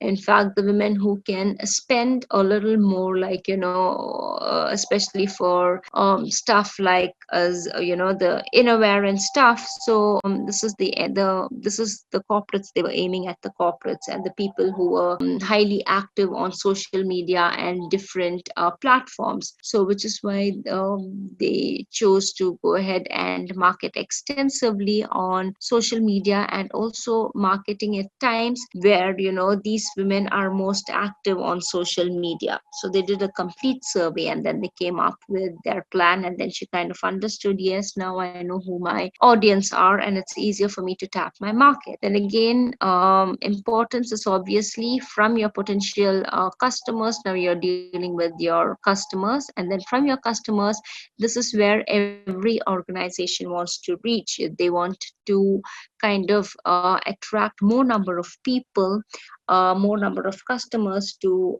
become advocates for their brand, right? So now you have your brand, you have your customers and stuff, but you want customers to now kind of advocate for your brand. And this is where most of the people are striving to get their customers advocate for the brands. Okay, so now Potter's five force model. So now about the bargaining power. In every transaction there are two or more parties involved, right? So and there are different degrees of bargaining power. So now the same thing goes with the content. So bargaining power of the suppliers, that is the content creators. So when there is a lot of content out there, your bargaining power is comparatively less. People are not going to be consuming. I mean, the customers or the potential customers are going to be consuming information not only from you but from anywhere that is available on the net. And in fact, there's loads of content creators creating stuff that are trying to, get more engagements from the people. Then threat of new entrants. This is with regards to the new content. Threats of substitutes. This is with regards to the existing content that is already there out there on the internet. This is the content consumers. So obviously, the content consumers, their bargaining power is high when it comes to the bargaining power of the content creators, right? So we are always the content creators. We are lying here, and our bargaining power is obviously less when it comes to the bargaining power of the buyers. And when it because of the new content consistently, the threat of the new content being created, and obviously the threat of the new content and already the threat of the existing content that is already there. So from this we kind of understand how to go ahead and make our content to stand out. Okay, so now moving on to ninja writing, and after this I shall also discuss some of the other tips to kind of strategize your content and stuff. So now ninja writing. So what is ninja writing? So ninja writer, how a ninja is like completely on the go. He starts on a mission and then he doesn't stop until he completes his mission. So same way a ninja writer is a writer who writes books all the way through to the end. So a ninja writer is a writer who gets better with every draft and who never stops learning the craft. So basically you get down to starting a book. You stick to your schedules, you stick to the deadlines. You have say 50,000 words is your ultimate goal to reach within a month. So you stick to schedules in such a way that you start and you finish what you have started and within the deadline. So how do you go about these tips? What are the tips to ninja writing? Because writer's block may also come in the way. So the main thing is obviously you start off with something before you could start writing. So have something to say before you start writing, like an idea or a concept or a purpose or a message. You need to have something in order to go ahead and start your writing or lead your writing to a certain path. So start out with a powerful opening. Yes, you need need to have a strong introductory paragraph or a strong introduction, whether it is about a story or whether it is about, a particular campaign or event that you are trying to focus and create content for. So start out with a powerful opening, then connect the first sentence you wrote to the topic you want to write. Now you have written something, which does not have any logical structure and stuff. So now when you are, as you're writing, you are now working towards, building a logical structure and to come up with a logical piece towards the end of the day, right? So that is, then use specific facts. Now when you use facts, obviously it is kind of leading your writing to a place where, you need to do a research, you need to go ahead and start off with something on the bigger end, bigger platform. You get something to go ahead and, you have some, where your writing is leading towards. So if you're told it's about using facts, make sure you use all relevant data and relevant facts. Use interesting verbs. Yeah, so use interesting verbs, like, people kind of stay hooked to it. You need to have a good diction, you need to be good in collecting good words and building your vocabulary. Don't say everything that comes to your mind, right? So don't say everything that comes to your mind, which means to say, you can have it in your draft, but when you are kind of editing it and stuff, make sure you cut off the dead weight. So connect the end to the beginning with added evidence of transformation. So you need to basically connect everything, and it should be stitched up in a logical piece. So ninja writing is not about, focusing on a logical structure or the neatness or the keywords and all of that. So ninja writing is more or less sticking to the deadlines and having a task and completely finishing it.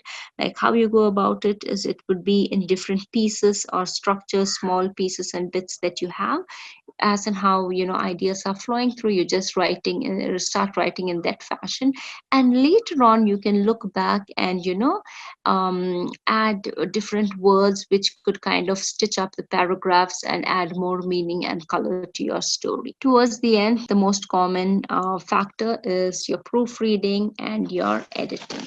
So moving on to module 5, it's all about strategy. So we now know the different types, the different styles of writing, how to go ahead and, or structure your content, the different formats and all of that. Now the main thing is, if we do not have a strategy, there's nowhere that our content is going, there's no direction to put our content through, right? So this module is going to be taking you through to creating a strategy, a content strategy, and which is going to give you a direction and your business a direction to how to go ahead and actually target your audience. So let's see what we have stored in the agenda. So yeah, so this is mainly the strategic versus the tactics, then a development guide for your content strategy, the main key elements, then creating better content for internal communication, strategic and non-strategic content, so content marketing challenges, creating content for social media, creating and promoting brands, building user experience with content marketing, then market segmentation, buyer persona, then the different kinds of content strategies. Then we have the Maslow's approach to content strategy, Porter's 5 force model. Then we have ninja writing and a writer's block. So yeah, so these are the topics that we shall be discussing in module 5. So firstly, we need to begin with what is strategic content, right? So basically, your content strategy is the high level vision that kind of guides your future content development for you to go ahead and deliver against specific business objectives. So that's the ideal content strategy. You need to have a goal to where you are heading. All right. So if you have that in mind, it's then that you can go ahead and prepare content keeping your main objective in mind. Yeah, so now what is strategic content? So it is content creation without a strategy obviously leads to, something very generic, leads to content with no defined objectives, goals, themes, or that lacks a main purpose. So this can actually get really confusing, and what's going to happen, it's going to eventually have a negative impact on your brand's credibility, right? So there's something that leads to generic content, that when you have a generic content, what's going to happen, the organic reach is obviously going to decrease, the number of shares, the number of engagements, all of this is going to happen if you kind of skip the strategy in your content creation. So this could easily, lose your audience, lose your potential customers, and obviously they are going to alienate, they are going to, eliminate people from actually visiting your website, or trying to grasp information from your site, or basically just look into more about your product details. So now the content strategy, main thing is you need to go ahead with your company research, your customer research, your competitor research, right? So if you do not have a strategy, obviously content creation is easy, but creating good content is a task, and this is in fact a daunting task. So nobody really knows your business better than you know yours, better than you yourself, right? So it's you and your team who would be able to best discuss what are the main objectives, the goals, how to go ahead and create a definite strategy that could do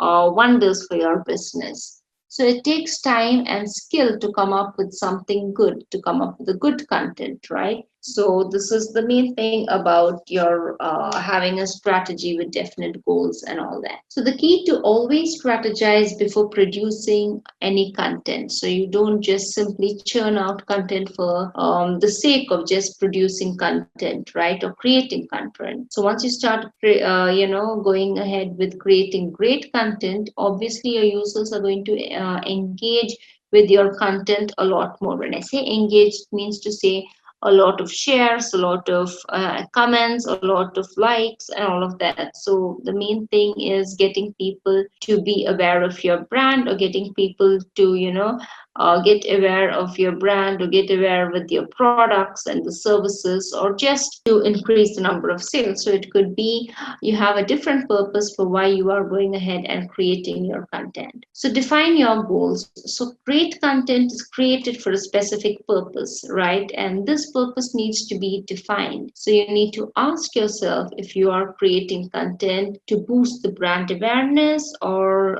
is it for the purpose of generating leads, or to convert users, attract the old customers and drive them in with a fresh look. So this is a great strategy when I spoke about the, attracting the old customers. Now, Vico Turmeric, if you've seen the latest ad, that's with Alia.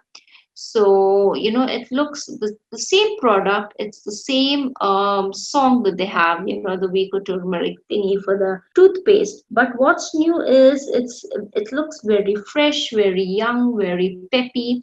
It looks like in the trend, very cool. So they are coming out from that, the old approach of the way they try to sell their product. So they are trying to now come up with something different, with a different angle, making it look very peppy and sassy, in order to go ahead and tap a new market, and also tap the old users who were using the Vico turmeric, right? So yeah, so improve search engine rankings, or it could be something else altogether. So you'll be having different goals. So it depends on the goals that you want to go ahead with. It depends on the purpose of why you are creating your content. So yeah, so once you've already clearly defined your goals, now you need to determine if your content strategy is in fact probably the best way to achieve them. So just don't assume content, that it is the best option in every situation. So content might be of little use in converting users at the bottom of the sales funnel, but however, it boosting the brand awareness, and the lead generation may be the utmost important priority that you need to focus on. So there are different segments of the sales funnel, right? So the first so you need to decide what content is the most appropriate for a person at a given period of time, so that way you will have the right conversion, the right people at the right time. So you need to go ahead and research your audience. Your content strategy can be effective when you know who your audience is, right? So you have like a specific set of people to whom you are trying to deliver your products, or to whom you are trying to reach out your products. So just create your brand awareness. So you need to now focus on your niche. Once you have researched your audience and you have your niche market set, niche target, so now you need to go ahead and focus on your niche, right? So most of the when on the search engine result page, in fact, everyone strive to reaching on the very first page organically. But if you do not have like your search engine optimization, if you do not create content keeping your audience in mind and all that, you are eventually not going to be increasing the organic reach. So focus on your niche, measure your results. You need to go ahead and get feedback, right? So you need to go ahead and get feedback from the audience, and your customers, and the feedback on the product. You need to get down to doing some surveys and all of that. So yeah, strategic content must be reasonably transparent, highly credible, and trustworthy in nature. And the main thing is getting a lot of social media engagements. That is the social media metrics. So sharing on platforms like social media can be a great metric for judging how people are kind of engaging with your product, with your service, with your content overall. So you need to ask yourself what kind of contents are being shared a lot, who are these people who are sharing it, what age do they belong. If there are a lot of youngsters who are engaging a lot with your content, you need to go ahead and focus on creating more content that would probably enhance the number of shares already. So lead metrics, that is, if your content is in the part of a sales funnel, here you need to ask yourself what part of sales funnel you are trying to create your content first. Your content needs to be tailored according to the specific audience for each segment of your sales funnel. So, then you need to go ahead with you need to listen to your customers. Obviously, data analysis is an immensely useful tool, right? So it's going to give you black and white figures, basically understanding everything in detail when you listen to your customers, right? So the data analysis. What your customers need to know, they are being heard on social media, so you need to ask them for their feedback and suggestions, right? So then a sound content strategy catering around this, and your target content creation obviously is the very first part in kind of creating and amplifying your content, right? So you need to amplify your content, determine the places your audience is frequently online, and then publish on those channels to reach out to them. You will be definitely, now there is B Cosmetics as a brand wherein they have different social media handles for different purposes. So this is what works best for them. So they are into, they are into makeup and stuff. So they venture into the Snapchat and the Instagram stories mainly for the makeup tutorials, whereas Facebook is completely dedicated towards their customer services. So these are the different approaches that they think works best for them. Then the characteristics of strategic content. Obviously, it must be reasonably transparent, highly credible, and trustworthy in nature. Your strategic content is obviously more often that not follows consistent tone across timelines and platforms of delivery. Now, the content that you are creating for Facebook would be different from the content you are trying to create and share on LinkedIn. On LinkedIn, it is for the B2B purpose, but on Facebook and other channels and other handles, it is mainly B2C. So strategic content is created with a specific target audience in mind. Strategic content obviously aids and reflects the brand value of an organization or an individual. So yes, non-strategic content, any piece of content which is random and does not reflect the larger strategic goals or the messages of an organization or an individual. Right, so that's your non-strategic content. So individually it may be a good piece of text, infographic, a video, or any multimedia content, but if it is not in sync, that is SYNC, if it's not in sync with the organizational objectives, then it is it has to have a little long-term impact and the utility for the content creators or the sponsors. So you need to make sure that your content is in sync with what your audience are looking for, with your company goals and objectives, and it has to be relevant to what your product and your services talk about. So some of the key elements of a strategic plan. So there are 5 different key elements that ought to be included to ensure you've got a great strategy. So that is your vision. Let me put it down here. So your vision, your values, your the clearly defined outcomes, the accountability and KPIs. Your company vision. It has to be in sync with the values of your company. The outcomes ought to be clearly defined, the accountability, and your KPIs, which is your key performance indicators, right? So this is your this is how to go ahead with your key elements of a strategic plan. Basically the destination. Where are you right now? So where is the starting point? How do you get there? That's like the journey. Then how do you know if you are succeeding? So you need to have your checkpoints. So basically, where do you want to take your business? That is, where do you want to take your business? So maybe it could be the destination. Okay, then the starting point, where are you right now? Then how are you going to get there? So the journey, how are you going to get there? So if you so that's the journey. Then how do you know if you're succeeding? So you need to have like a checklist. So what is a vision? So what does your vision talk about? Of course, there are no surprises here. When we say vision, it's the vision of your organization is basically the destination. So your vision will help you to do so. So you need to align your organizational values and visions with creating your content.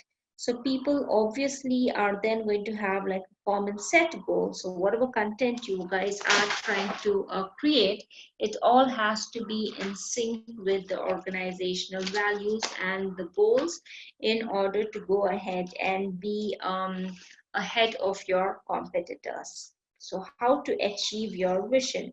So obviously now you need to convert your mission statement into focus areas. You need to say, you need to convert your mission into smaller stepping stones towards your success of creating your effective content. So now core values. So obviously here it is, the values really don't get enough of credit that they actually deserve, right? So recruit people who share the same beliefs and passions as you and your organization. Then you need to go ahead and make sure you give good training and train your employees or your content writers, your content creators, your creative minds to think on the same lines of the organizational values. Get them to understand, or you do a lot of brainstorming to get better content being sent out clearly to your audience. Then what about the clearly defined outcomes? Obviously, now you have an action. You need to go ahead with the detail, then the metrics, then the unit and the deadline, right? So, for example, expand the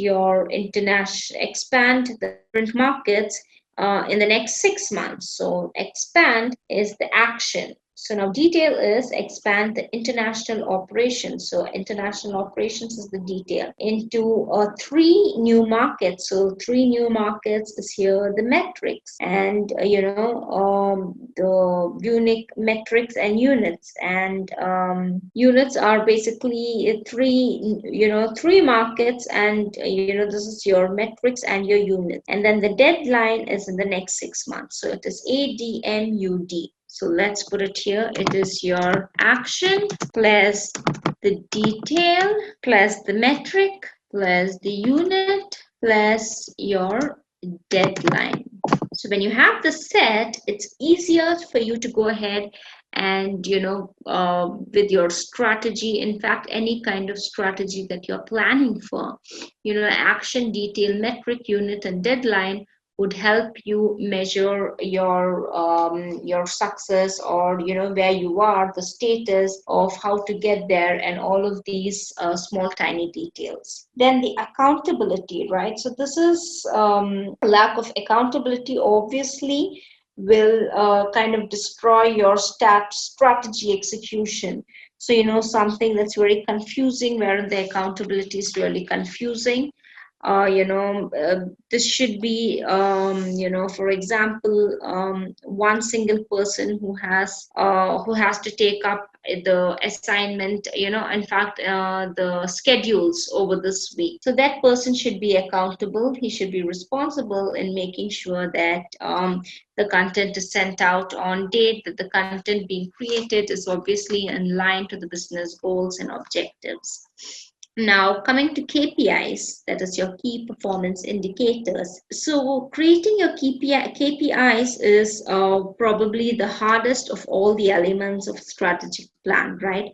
But without these KPIs, you are not really going to know whether you are succeeding ahead towards your vision or not. So, when you have these kind of KPIs, or criteria, or to kind of judge your status of your plan, and where exactly you are, how close are you to getting to your goal, and all of that, it's through KPIs. So now your KPIs, you and your team need to go ahead and decide on the key performance indicators on which you all can come up with a great strategy. So make sure it's also very important to take into consideration. Now, the permanent challenges for creating effective content, you have various challenges that could come in the way of creating effective content. So until and unless we actually know what those challenges are, we would not be able to go ahead and list tackle those problems. Right. So, yeah, according to Larvin's three principle theory, the main three, difficulties are firstly how to stand out. You have your content and everything over there, but how are you going to stand out? So, standing out with your content is one major drawback. Then after you've stood up, the other important point is drawing the attention of your target audience. You have unique content, you have genuine content, you have something that is really shareable, you have something that's going to get a lot of engagements and likes and comments and all of that. But firstly, you need to get their attention, right? And then you have sum up the third point, that is giving them what they need. So the first thing is standing out, of standing out with your content. then drawing the attention of your target audience with your content, and then giving them what they need. So these are the three main problems according to Lavin's three principle theory. So obviously the barriers would be like, the barriers are insufficient budget and research and outsourcing, competition, always keeping the quality high, maintaining ambitious goals, focusing too broadly or too narrowly. So these are some of the main points that are actually trying to bring you down or coming in the way of you creating effective content. Now, coming to insufficient budget, obviously, when you do not have the budget to go ahead and sponsor an event. So, say for example, you are into luxury apartments, right? So now you want to go ahead and kind of target the people of that class who can actually afford to buy your luxury apartments. So, so you do not have the right amount of fund to go ahead and tackle that sector of people, right? Or to keep getting into sponsoring social media. Then is your research. So obviously lack of research is going to be coming in the way of you creating effective content. Then the decision of outsourcing or having an in-house team. Now it depends. That's it's always debatable. It in fact nothing is wrong or a right option here. It purely depends on the kind of content you are trying to send out to, right? If you have your content being created on daily basis, then it obviously makes sense to have an in-house team, so it's easier to coordinate with them. It's easier to go ahead and kind of understand or help them understand what are the main goals and objectives, or what would be plan in advance for the content creation and stuff. But when you outsource it, you are not really sure of your content coming out very uniquely, because most of the time it's outsourced to freelancers, or it's outsourced to agencies who work across different brands, right? So when they're working across different brands, somehow their ideas may kind of spill over your content and the others content, and it's not going to be completely unique. But it depends if you are having content being created for social media just for a particular event, or and not otherwise, then it makes sense to go ahead and have an outsourced team, which is wherein you are not paying them out every month and stuff. And then your competition, obviously competition coming in the way of lack of research leads to lack of competitive analysis and stuff. So keeping quality consistently high. So it's obvious when you are a big brand, it gets really challenging to go ahead and maintain that consistency level of your quality. Then maintaining ambitious goals. Obviously, you need to now go ahead and maintain ambitious goals, stick to your timelines, your deadlines, and stuff. So, because focusing too broadly or narrowly would not really serve the purpose. So now we've spoken about these problems, but how do we now overcome these problems, right? So this is a big issue with regards to overcoming these problems. So now lack of time could also be a factor that could come in the way. That is, so how do we overcome this now, right? So whether you outsource your content production or keep it in house, you are anyways going to be paying for it, right? One way or the other. So either you accept the time investment required to produce a consistent quality of content, or you'll end up, having to get people from outside, or just outsource it. So outsourcing may seem to be more affordable option, but it is not without its risk. It also comes with its risks, right? So alternatively, choosing to produce your content can save you a lot of money, but unless you're somehow able to balance a running business, a running blog, you may have to be putting a lot of hours together to go ahead and again create content for yourself, for your blog, for your brand, and sending it out to your audience, your potential customers, your potential, your customers, your loyal customers, and the like. So, increasing competition. So, whether you're blogging about a small needlecraft business or, an enterprise level IT, someone is always there, already been blogging about it for a long time. You cannot think of something which is very new that you can't find information on Google, right? So you think of any topic, it's already out there.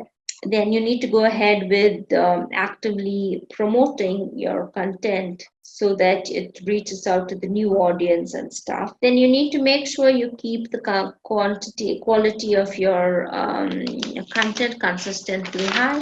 In order for this, make sure you appoint um, good content creators and who are able to have a good command on, who are having a good command on the language, who are able to write and create content specifically for social media to go ahead and stir a lot of interest among the audience and the number of people you are trying to reach out to. So obviously, don't compare your work with with your competitors and their content. Obviously, it may be valuable to be aware of the different trends and stuff, but make sure it does not your ideas are not lost between the ideas of your competitors. Then shifting towards the trends in paid promotion. Now obviously, now there is, how much ever you try to do the keyword bit, you cannot really get away from acknowledging the fact that paid promotions really pay off, right? So how do you overcome this when you need to plan your budget well in advance? The target, this one, the target demographics, then the typical social media consumption habits of your audience, the content type, the device compatibility, the desired business outcomes, and all of these, right? Then another challenge is your unrealistic goals set by the management level, right? So they work out on budgets and say, yes, now we immediately are spending 10,000 bucks for the advertisement purposes. We want 30,000 worth of business, right? So the way their expectations are, it's obviously a very demotivating factor by having so much of expectations. In fact, whatever money or investment you are making into promoting your brand on social media isn't a waste of your investment. So how do you overcome this? So in order to overcome this, the first thing you and the other content stakeholders need to come to terms with the content marketing takes time, right? So it's only very few blogs that achieve overnight success, and it takes really time otherwise to establish an audience and kind of build that credibility, right? So you need to now manage your expectations. You need to agree upon a realistic traffic and engagement, rather than just focusing on matching up the unrealistic expectations that are eventually going to disappoint you and affect your morale, right? Then next one we spoke about was maintaining ambitious schedules, right? So now how do you overcome this? So now it is obviously better to go ahead and publish one excellent post per week rather than five mediocre posts every week. So you need to make sure when you are following a consistent pattern, you stick to that and choose a consistent pattern wherein you have enough ample amount of time to go ahead and work on your strategy and kind of come up with your new fresh content, and make sure you stick to the schedules, because when you are putting up content out there on your page, on your Facebook page, or on your website, it is your it's like that's when your audience is actually really interested to come back and or visit your website time and again to look for new, fresh, and updated content. The next is focusing too broadly or narrowly, right? So you need to kind of achieve a balance in terms of the focus in creating your content and reaching out to people. So how do you overcome this? Obviously, you need to, kind of maintain a balance, make sure you are not having too many points that you are talking about in one blog. Make sure you cover all the different aspects, keeping one particular purpose centric and as a central idea. Then another important factor is this risk aversion, or content comfort zones. So you are in the same old comfort zone, that what are the same schedules that you were following earlier would also do well now, but it does not work that way. You need to go ahead and experiment with something new, try out new, because eventually even your audience are going to get bored with the old content that you are putting up, because if you are not coming up with something new and innovative, obviously your customer your I mean competitors are going to come up with something new, bold, effective, that could stir a lot of engagements and interests in your customers. So then the other challenge would be the long-term sustainability, that is creating more content, right? So at sometime what happens when you're kind of creating a lot of content back and back and back, so you kind of reach a breaking point in the sustainability of content marketing, right? So this is called as content shock. So some bloggers and content producers, this may never be an issue, but for them who are consistently putting their minds at work, this may be a major issue, right? With coming up with something new and innovative. So audience will always find ways to find content that's relevant and useful to them. So, you need to decide at what point your content marketing strategy becomes genuinely unsustainable. So, that's also known as content producer burnout, when they reach a point wherein they run out of ideas, or they kind of reach a writer's block because of the overburdened thinking, and the overburdened capacity that they need to put their minds at work to. So in fact, even the most skilled, the most reliable writers have their limits, right? And consistently pushing them beyond what they're capable of can obviously be disastrous. So now how do you go ahead and overcome this? You need to be realistic. You need to go ahead and take a vacation, not focus too much on the keywords and then the way you write and the style of writing and all of that. Make sure it's more of free writing. So when you are not adjourned to any particular rules and regulations, automatically the writing starts to come by automatically by itself. And yeah, you don't have to put in much effort. Then the other last difficulty point is, measuring the return on investment, right? So actually, you have spent so much of money on the investment. Now, how much are you going to gain out of that? So you cannot like really measure in terms of return on investment with the conversion rates and analysis. So how do you go ahead and overcome this particular problem? Determine what you want your content marketing to actually accomplish, right? So then do you want your blog to expand to social audience? Do you want your blog to generate leads? So what is your main objective or purpose of having this content created? Then market according to your goals, objectives and stuff, and then go ahead and measure the ROI. Writer's block. So the writer's block is in fact a very important aspect for us to go ahead and not to, even if we are, see, most of the time we run out of ideas, and writer's block is such, it's called the writer's burnout. We, because we are constantly working and researching on topics, coming up with something that kind of has an interest to what people are looking out for on the internet, using some great taglines and trying to connect with the audience better and in a very different manner. So here obviously we are going to reach a point wherein we cannot go ahead with any further ideas, right? So this is a writer's block. So it is the state of being unable to proceed with a writing, and or it could be the inability to start writing something new. So some believe it's a genuine disorder, while others believe it's all in your head.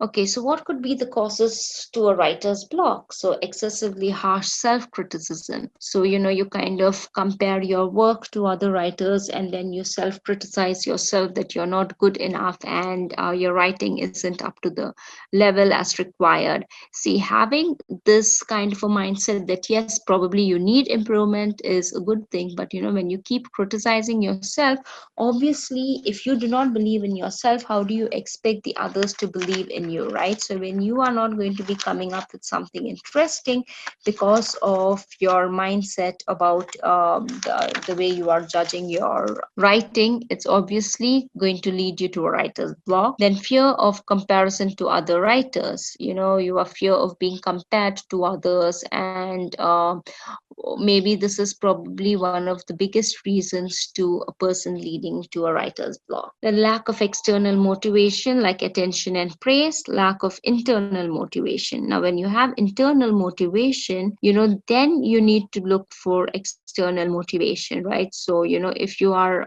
getting a lot of motivation externally, but internally you do not have that motivational drive, then again that goes to leading you to the writer's block. So tips to overcome your writer's block: developing a writing routine. Yes, obviously you need to maintain a schedule. You need to give enough of time. Maybe you, when your words flow, maybe it's in the late hours of the night, wee hours of the night. So probably that is what your schedule is like. So stick to that schedule. Then use imperfect words in the sense, don't focus too much on the keywords and the perfect words and the way your words should be structured, the way it has to be delivered, and all of that, right? So indulge more into free write. Do non-writing activities, yeah, rather than just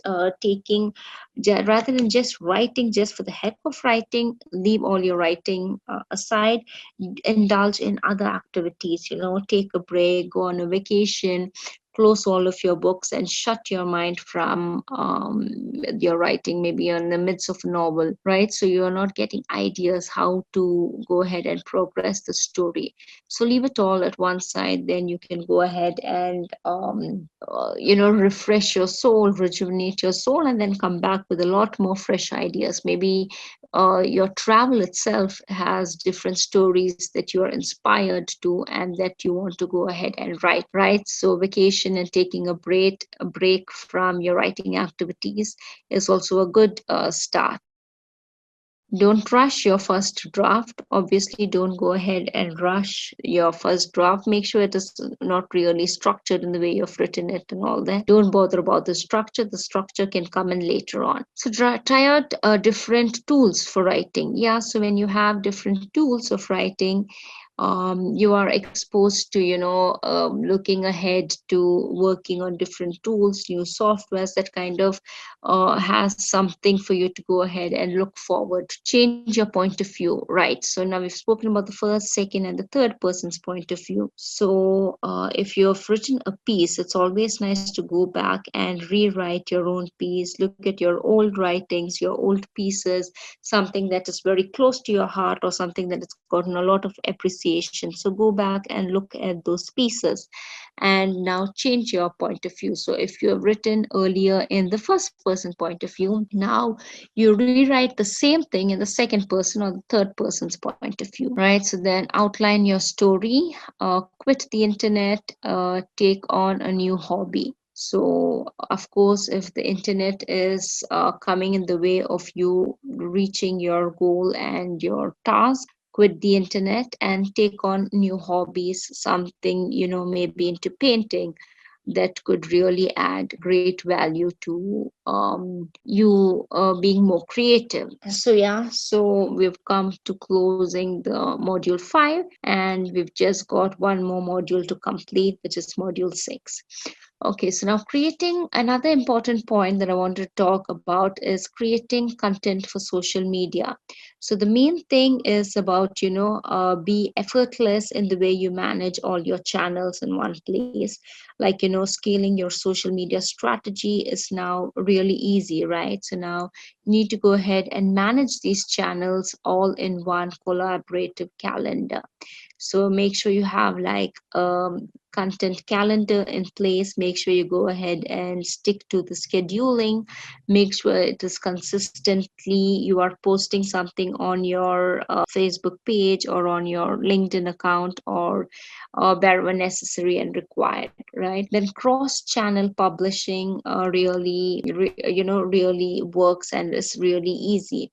Now, executing a multi-channel strategy is simple, right? So you schedule and publish your posts across Facebook, across Instagram, across LinkedIn, Twitter, Pinterest, and using a single interface. So you can use Hootsuite. So let me just put it up here. So Hootsuite is an app wherein you can integrate all of your posts at one place. Otherwise, it's a big hassle to go and each time log into a particular account, post make a post on each one of these accounts. So with the help of Hootsuite, you just post it to one place and have it all integrated, so simultaneously it is being posted to all of the accounts that you have included here. So this is one really easy way of making sure that all your accounts are linked together, and one when a post goes out on one account, it goes out across all different accounts. So you get to choose all the accounts here. So if you feel that what you're posting on Facebook, you should not be posting on LinkedIn, then obviously do not include LinkedIn here. So speed up your workflow with mobile publishing. Yes, so don't waste time at your desktop. Just make sure that you have enough of publishing expertise on your mobile itself, on your mobile phone.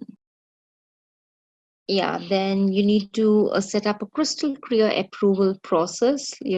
Try and make sure that you go ahead and proofread and look across different errors that are there, and have complete control on your content. Then work as one team. Even if you all are remotely working, even if there are freelancers, make sure you'll have one of the project management softwares wherein all of y'all are connected together at the same time. Then unified content feeds. Obviously now easy review multiple content feeds all in one place. Having access to feeds in one place lets you spot trends and share insights effectively.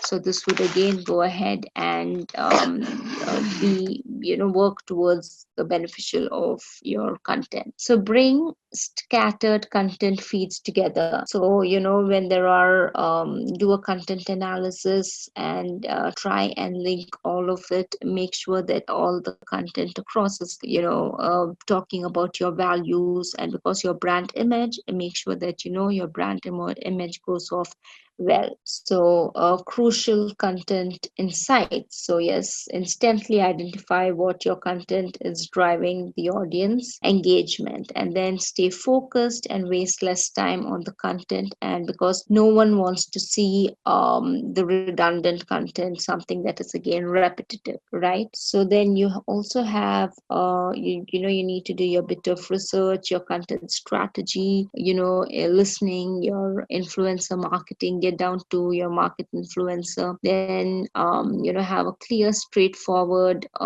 approach, the accountability, then get down to sponsoring content and getting your content reached to the right kind of people. And this is very easy through Facebook ads and stuff. So they have different questions being put up. If you want to select the age of the people, you want to send out this ad for the gender, the common interests among people. And yeah, so basically you should do a complete community management process, and make sure you have good social customer care. So maybe you should dedicate one social media account towards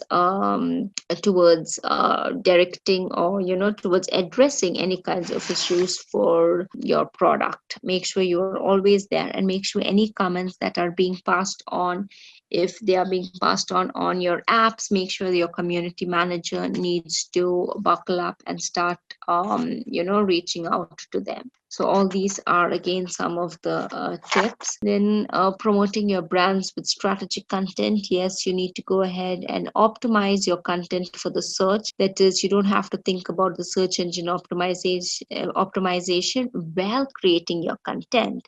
So that is, some people have a practice of incorporating the keywords while they are creating the content. Other people want to first create the content and then look into the keywords, and then try and go ahead and incorporate the keywords wherever they feel it would fit in. So it is up to you and your team, whichever way you feel comfortable, you can go ahead, but make sure you go and include the keywords in the title, in the URL, and the meta description, right? So how to develop effective content promotion strategy. Now you need to go ahead and make your promotion, your title very catchy, right? So say for example, you're having a topic that is how to develop an effective content versus how to develop an effective content marketing promotion strategy. So here marketing strategy or promotion strategy is your keyword. So making sure you include this in your title. Then optimize your content for social sharing. Obviously, offer some sharing buttons. Make sure get down to creating a lot of posts on content marketing and using great images that kind of stir the emotion among people and want to tag one another. Share your content with social media audiences, then promote your content on the various social networks. Promote your content at the best times, where they would be the most active. When they would be the most active, it's then that you can go ahead and create your content and share your content. And then you can also create a social media content calendar, wherein you have the teams responsible included, wherein you can also go ahead and include the titles, what has to be shared for the next week, what is the main purpose of sharing this, why is this required. So sticking to a schedule would also definitely pay off, and would really kind of bring your strategy to a place wherein you are getting somewhere, right? So the main thing is firstly create smart goals for you. When you're creating your content strategy, focus on creating smart goals. So what are smart goals? These are basically smart goals are having which is based on the time, which is based on focusing on the specific, being measurable, attainable. So let me just put it here: being very specific, right? So when you are specific about what has to be shared, and when you are specific about the message or the purpose of sharing the content, then content creation becomes a really easy and effective. Then coming to measurable.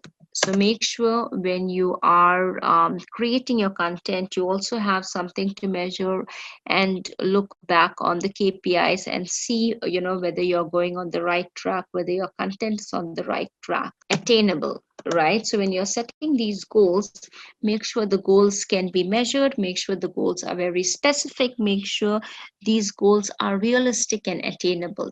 Most of the time you kind of create some goals that are beyond the reality, right? So make sure when you're creating content, you kind of include the attainable goals, which are actually achievable. Then relevant. Make sure the message or your content is relevant to your audience. After you've done your Google Analytics, after you've done your market research, after you know who your audience are, now you need to go ahead and share relevant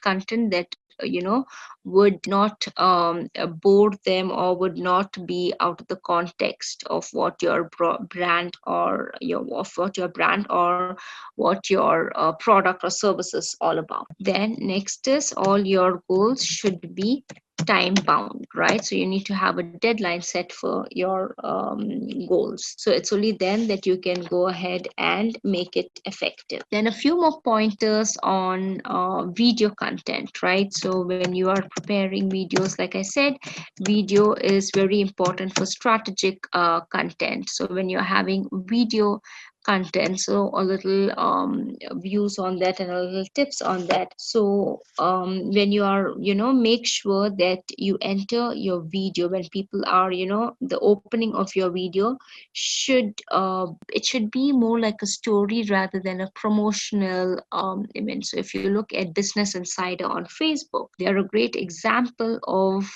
promoting different products, promoting different services, but they don't sound promotional at all. In fact, they post their videos in fact, they post the videos which come across that, yes, you audience need to know this, because you didn't really know about these fun services that kind of existed in your city.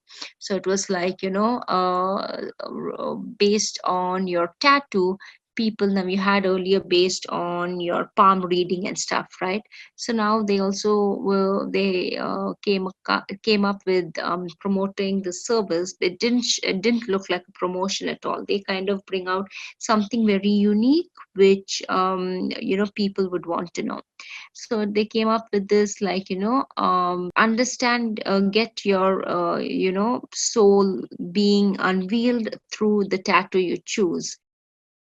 So based on, so explore these services in California right now. So based on your tattoo, your tattoo tells a lot about your personality, and these are the services or your tattoo salon that is offering, and so on and so forth. So they come up with something unique, and they choose whom to go ahead and do the affiliate marketing or the influence marketing for, right? So come up with videos that want to inform rather than just sell. Then make your video feature the best 10 seconds ever. So your video should talk about the best 10 seconds over the first 10, because you're not really sure if anyone is even going to last the entire 2 minutes, right? Because even on YouTube, when you have the videos being played, before that you get these ads. So before even the completion of the ad, people hit skip.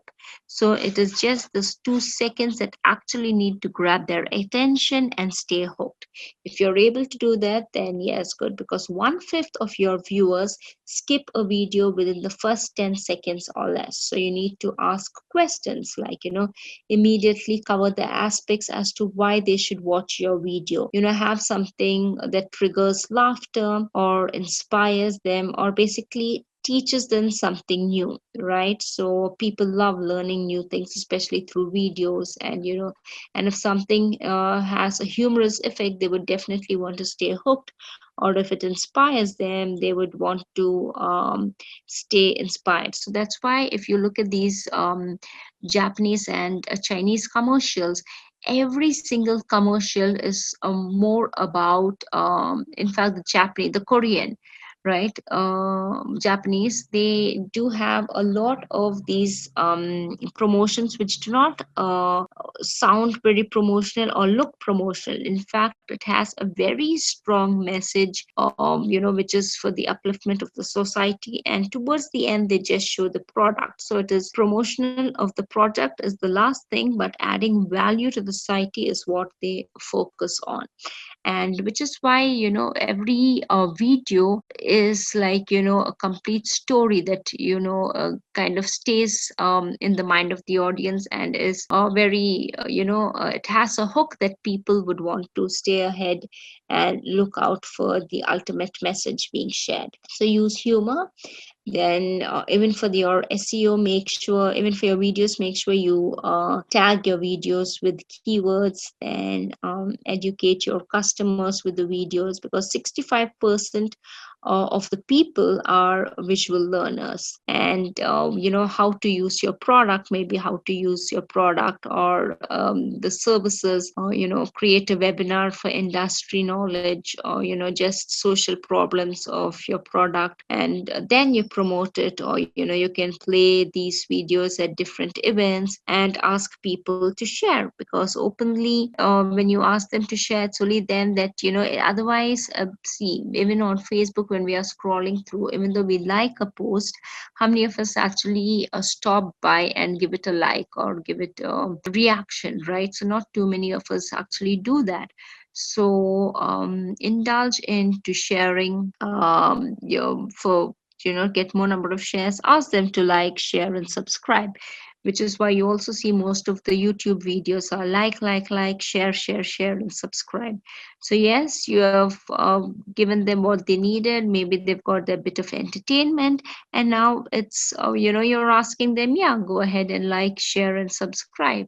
This is the best way you could pay me off, right? So these are the different tips that you could work around to create your strategy. So I'm sure that by now you have already started working on your content strategy and what works well, and the user experience with regards to your content, your content promotion, and tips to get over your writer's block if you're already facing one. And your market segmentation, how to go ahead and segment your market, how to go ahead and work on different avenues to do your research and understand where your market segment is, how to create a need, how to create a desire, and what pricing strategy to go ahead and use, whether it is skimming the cream or whether it is market penetration.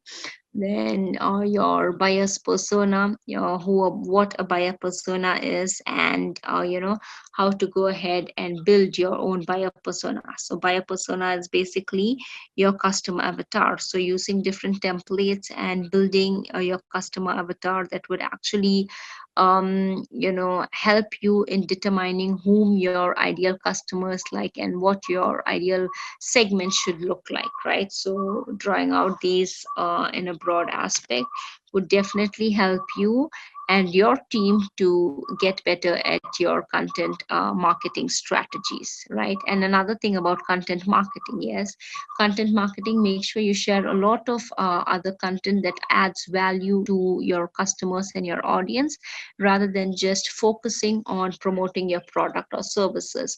So the tips for content marketing are, looking at the content, looking at Mintra, the styling tips that they offer, although they are not making, that although their sales are not boosting up because of the tips, but however, they are leaving an impression on the minds of their audience that would definitely be somehow redirecting them to go ahead and make purchases. Maybe not right now, but definitely in the future. Because if your customers are aware of your product or aware of your brand, they are more likely to become your customers, right? So even First Cry, they do have this parenting tips. So, looking at different aspects, looking at the different content marketing strategies, even Amazon, rather than just focusing on promoting their products or different brands, they also get down to,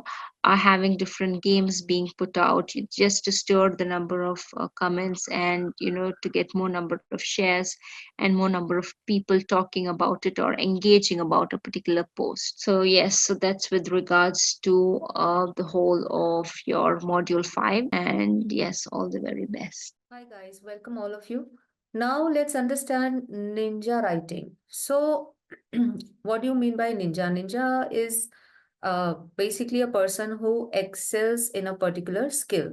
So, when we talk about ninja writing, it simply means when you excel in writing. Okay. So, what are the criterias of writing that you need to excel in? And that is when we call you that you are a ninja writer. So, it is very simple. If I talk about, there are four criterias, four level of that, because for any writing, these are the essential things, as in narrative. First of all, your narrative has to be clear. Why? So narratives are of three kinds, okay? First person, second person, and third person. So you need to see when is it that you need to use which narrative. First person narrative, or do you need to talk in second person narrative, or do you need to talk in third person narrative? Depends on the topic and depends on the audience as well. Okay, narrative helps you to connect with the audience. Okay. So that is the first level of ninja writing. So you need to excel in narrative whenever you are creating a story specifically.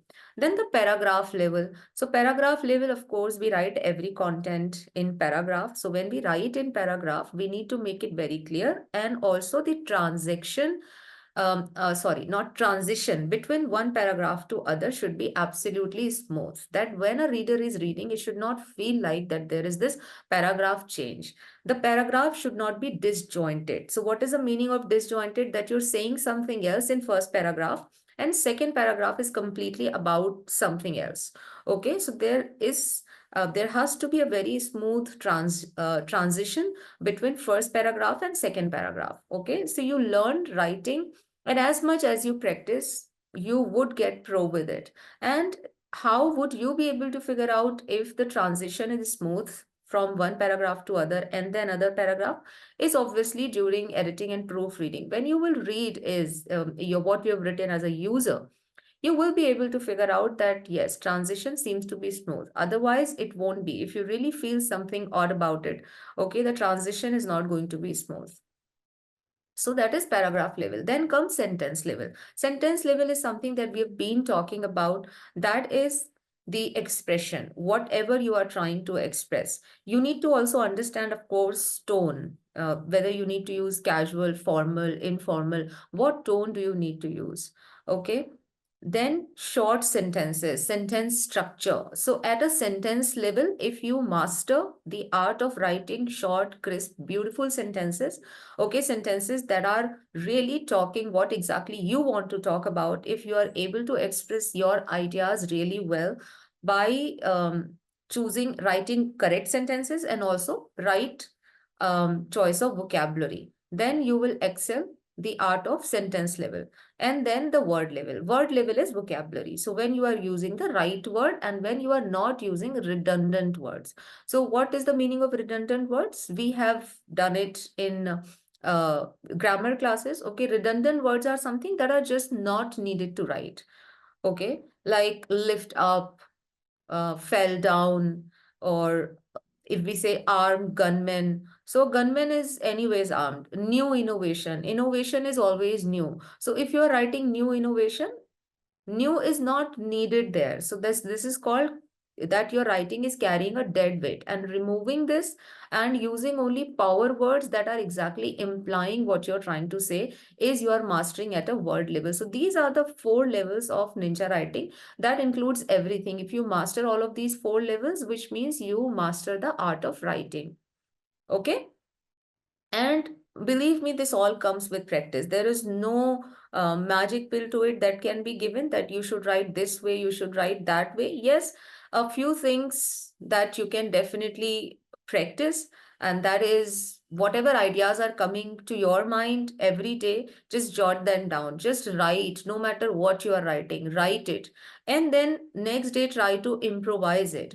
If you are seeing any movie, any your favorite movie, try to change the end. If you've watched any such movie wherein you think that no, I think I could have written a better end, try to rewrite it. If you read any story, try to rewrite it, and you will see that in no time you will master the art of writing. Okay, so this is all. This is a very short topic, and I will just see you in the next video, guys. Guys, welcome once again. Now we will understand mind mapping. It is again going to be a very short video. Mind mapping, why this chapter is actually important. You don't have to go into a very technical aspect of what is mind mapping. As the name suggests, you're mapping something with your mind. You're just using your mind in your favor. How?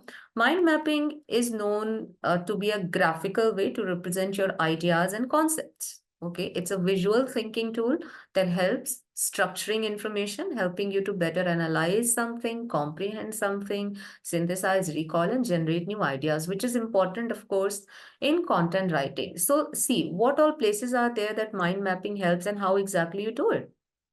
Let's suppose you need to write on any particular topic. So, what happens that in your mind, whatever ideas come during your research, or maybe if you know about that topic before, okay, whatever information or knowledge that you have, you start to put it down and you make note of that. Okay, and when you research as well, you make note of that from all the resources. Okay, from wherever you are collecting the information, you are taking note of that and you are writing it in front of you. Okay, and then you are deciding that, okay, what all topics do I need to include in my content? What should be my heading? Then if you've decided your main heading, what should be my subheading? And under this subheading, what should be now my bullet points? So you brainstorm also. Brainstorming can be done individually if you are working on this project alone, or if you've got a team, then in the group, so that everybody is giving the idea and finally you're making a note of all of the ideas and you are then making a structure out of it. Okay, and it is always a rough structure first, especially if you're writing a little lengthy, in-depth content. So you'll always create a rough structure mentioning that what all main topics would be there in this content, and then what are the subheadings that would follow those main headings. Okay, and so it mind mapping helps in problem solving. Okay, so everything becomes easy initially. When you will start thinking, you're like, I don't know how to even structurize the whole content. Slowly and gradually, once you will start to take note and you will just arrange all of it, okay, it will just resolve all your problem. It helps in studying and memorizing as well. Remember, that is how we used to study a lot of time, especially science, bio, and any difficult topics. We used to create small notes. Okay, and how it helps, it's just very psychological. It helps in remembering it. Whenever you make these small notes, you just remember about those topics. So it helps in planning, structurizing your content. It makes your research really easy. After collecting information from multiple resources during your research, it just gets very easy to create content out of that. Then it gets very easy to present that information in a much better and organized manner, gaining insight on complex subjects. As I said, that when we used to study as well, it is always about complex subjects. Like I used to do it a lot of time for chemistry. I was never good at it. Okay, so mind mapping, creating those small notes and giving it a proper structure always helps in memorizing things, especially when any topic is little complex. Okay, and it obviously enhances your creativity. So that is all about mind mapping. This is how I always teach writing complex topics, that from wherever you're getting the idea, if you think that this is what I want to really present in my content, make a note of it. Okay, and later on you assemble them in making this should be my subheading, this should be my heading, and a lot of things you will see that when you are organizing your final content, a lot of things that has to go will definitely be eliminated, and only a well organized structured content will be there. If you will not do this mind mapping, you will be scattered all over the places, like you have information from 10, 20 different websites, and you're not even sure from where to start it from wherever, take down all the notes, and then later on, when everything, all the notes that you've taken down is right in front of you, okay, you're doing brainstorming. No, now all these 20, 30 points are in front of me. I think I don't need this because my content is just 500 words or 1,000 words. I don't have to make it this lengthy. I think I can eliminate this particular point. This is how you come down to a particular content which is in a definite direction. Okay, so that is all about mind mapping, guys.